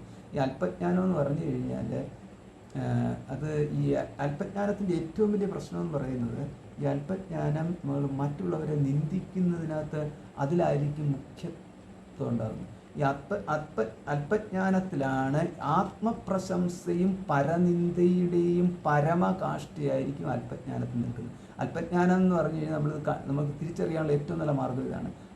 ആത്മപ്രശംസ പിന്നെ പരനിന്ദ. ഇതാണ് ഈ പരനിന്ദ എന്ന് പറഞ്ഞു കഴിഞ്ഞാൽ, ഈ പരനിന്ദിക്കുക എന്ന് പറയുന്നത് ഒരു ഉത്സാഹമാണ് ആ കാര്യത്തിൽ. അതിങ്ങനെ എന്തിനെന്നും ഏതിനെന്നും പറയാൻ പറ്റത്തില്ല. അങ്ങനെ എന്താ കാര്യം, ഈ അവരുടെ കയ്യിലിരിക്കുന്നത് അല്പജ്ഞാനം കൊടുക്കുന്ന ഒരു ബലമുണ്ട്. ഈ അല്പജ്ഞാനം കൊടുക്കുന്ന ബലം എന്ന് പറയാൻ ചില്ലറ ബലമല്ല, ഭയങ്കര ബലമാണ് അല്പജ്ഞാനം കൊടുക്കുന്നത്. സംശയജ്ഞാനമാണെന്നുണ്ടെങ്കിൽ സംശയമാണെങ്കിൽ ഇത്രയും ബലം കൊടുക്കത്തില്ല. പൂർണ്ണജ്ഞാനമാണെന്നുണ്ടെങ്കിൽ, പൂർണ്ണജ്ഞാനം എന്ന് പറഞ്ഞാൽ സത്വമാണ്, സമൃദ്ധമാണ്, സത്വം സമൃദ്ധമാണ്. അതും ഈ പറഞ്ഞ മാതിരി ഗുസ്തി പിടിക്കാൻ പോകുന്ന ഒരു ജ്ഞാനമല്ല. ഈ ഗുസ്തി പിടിക്കാൻ പോകുന്ന ജ്ഞാനം മുഴുവൻ ഈ അല്പജ്ഞാനമാണെന്നുള്ളത്. എന്ന് പറഞ്ഞ് കല്ലിനു മീതെ പരമൊന്നുമില്ലെന്ന് എല്ലാവരോടും കുതറി വാവേശിയും സപതി എന്നൊക്കെ പറയുന്നുണ്ടല്ലോ. ഇതൊക്കെ തന്നെയാണ്. അതുകൊണ്ടാണ് നമുക്ക് ഈ അല്പജ്ഞാനം എന്ന് പറഞ്ഞു കഴിഞ്ഞാൽ അറിയുന്നുണ്ടെന്നുണ്ടെങ്കിൽ ഇങ്ങനെ ചെണ്ടയടിച്ച് നടക്കുക എന്നൊക്കെ നമ്മൾ പറയില്ല. അത്തരത്തിലാണ്. ഒന്ന് പറഞ്ഞ് രണ്ടാമത്തെ എന്ത് പറഞ്ഞു കഴിഞ്ഞാലും ഉടൻ തന്നെ അതിനൊരു നമ്മൾ പറഞ്ഞ പകുതി വെക്കുന്നതിന് മുമ്പ് തന്നെ ചാടിക്കയറി പറയുന്ന ചില ആൾക്കാരൊക്കെ ഉണ്ട്. നമ്മളെന്താ ഉദ്ദേശിക്കുന്നതെന്ന് അവർ കേൾക്കത്തില്ല. കാരണം നമ്മൾ പറയാൻ തുടങ്ങുമ്പോൾ തന്നെ അവരങ്ങ് ഉദ്ദേശിച്ച് കളയും നമ്മളെന്താ പറയാൻ പോകുന്നത്. നമ്മളെ ചിലപ്പോൾ എന്ന് പറയുന്നത് നമ്മൾ പറയാൻ ഉദ്ദേശിക്കുന്ന കാര്യവും പറഞ്ഞു തുടങ്ങുന്ന കാര്യവും തമ്മിൽ ഒരു ബന്ധവും ഉണ്ടാകത്തില്ല. പക്ഷെ അത് അവർക്കറിയാം. അതൊക്കെയാണ്. അത് സമാധാനം വേണമെന്നല്ല, കുറച്ച് കേട്ടിട്ട് വേണം നമ്മളതിനൊക്കെ മറുപടി കൊടുക്കാൻ. അപ്പം മാത്രമേ നമുക്കൊരു പക്വത എന്ന് പറയത്തുള്ളൂ. ഇതെന്തിനാണ് പഠിക്കുന്നത്? ഇത് ആർക്കെങ്കിലും ഒരാൾക്ക് ഉണ്ടെന്നുള്ളതിന് വേണ്ടിയിട്ടല്ല, മറ്റുള്ളവർക്ക് വേണ്ടിയിട്ടല്ലല്ലോ നമ്മൾ ശാസ്ത്രം പഠിക്കുന്നത്. അപ്പോൾ ഇതിനകത്തൂടെ നമ്മളൊരു പെർമനൻ്റ് സാത്വികനാണെന്നോ അല്ലെങ്കിൽ നമ്മുടെ ജ്ഞാനം പെർമനൻ്റ് സാത്വിക ജ്ഞാനമാണെന്നോ അത് അങ്ങനെയൊന്നും അല്ല. കാരണം ഇത് ഓരോ സന്ദർഭത്തിൽ നമുക്ക് ജ്ഞാനത്തിൻ്റെ ഭേദങ്ങൾ നമ്മൾ കാണും. ചില സമയത്താണെന്നുണ്ടെങ്കിൽ നമുക്ക് ഇത് സത്യമാണെന്ന് തോന്നും, ചില സമയത്ത് മറ്റൊന്ന് സത്യമെന്ന് തോന്നും. അപ്പോൾ ഇതിനകത്തൊക്കെ നമുക്ക് അതാത് സമയത്ത് വേർതിരിച്ചറിയാൻ സാധിക്കുന്നതാണ്. ഇതാണ് നമുക്ക് ഏറ്റവും മുഖ്യമായിട്ട് വേണ്ടത്. സമയത്തിന് നമ്മൾ വേർതിരിച്ചറിയുക. അങ്ങനെ വേർതിരിച്ചറിയുമ്പോൾ മാത്രമേ ഈ നമ്മൾ ആദ്യം പണ്ടേ പഠിച്ചിട്ടുണ്ടല്ലോ വിവേകജ്ഞാനം എന്നൊക്കെ പറഞ്ഞു.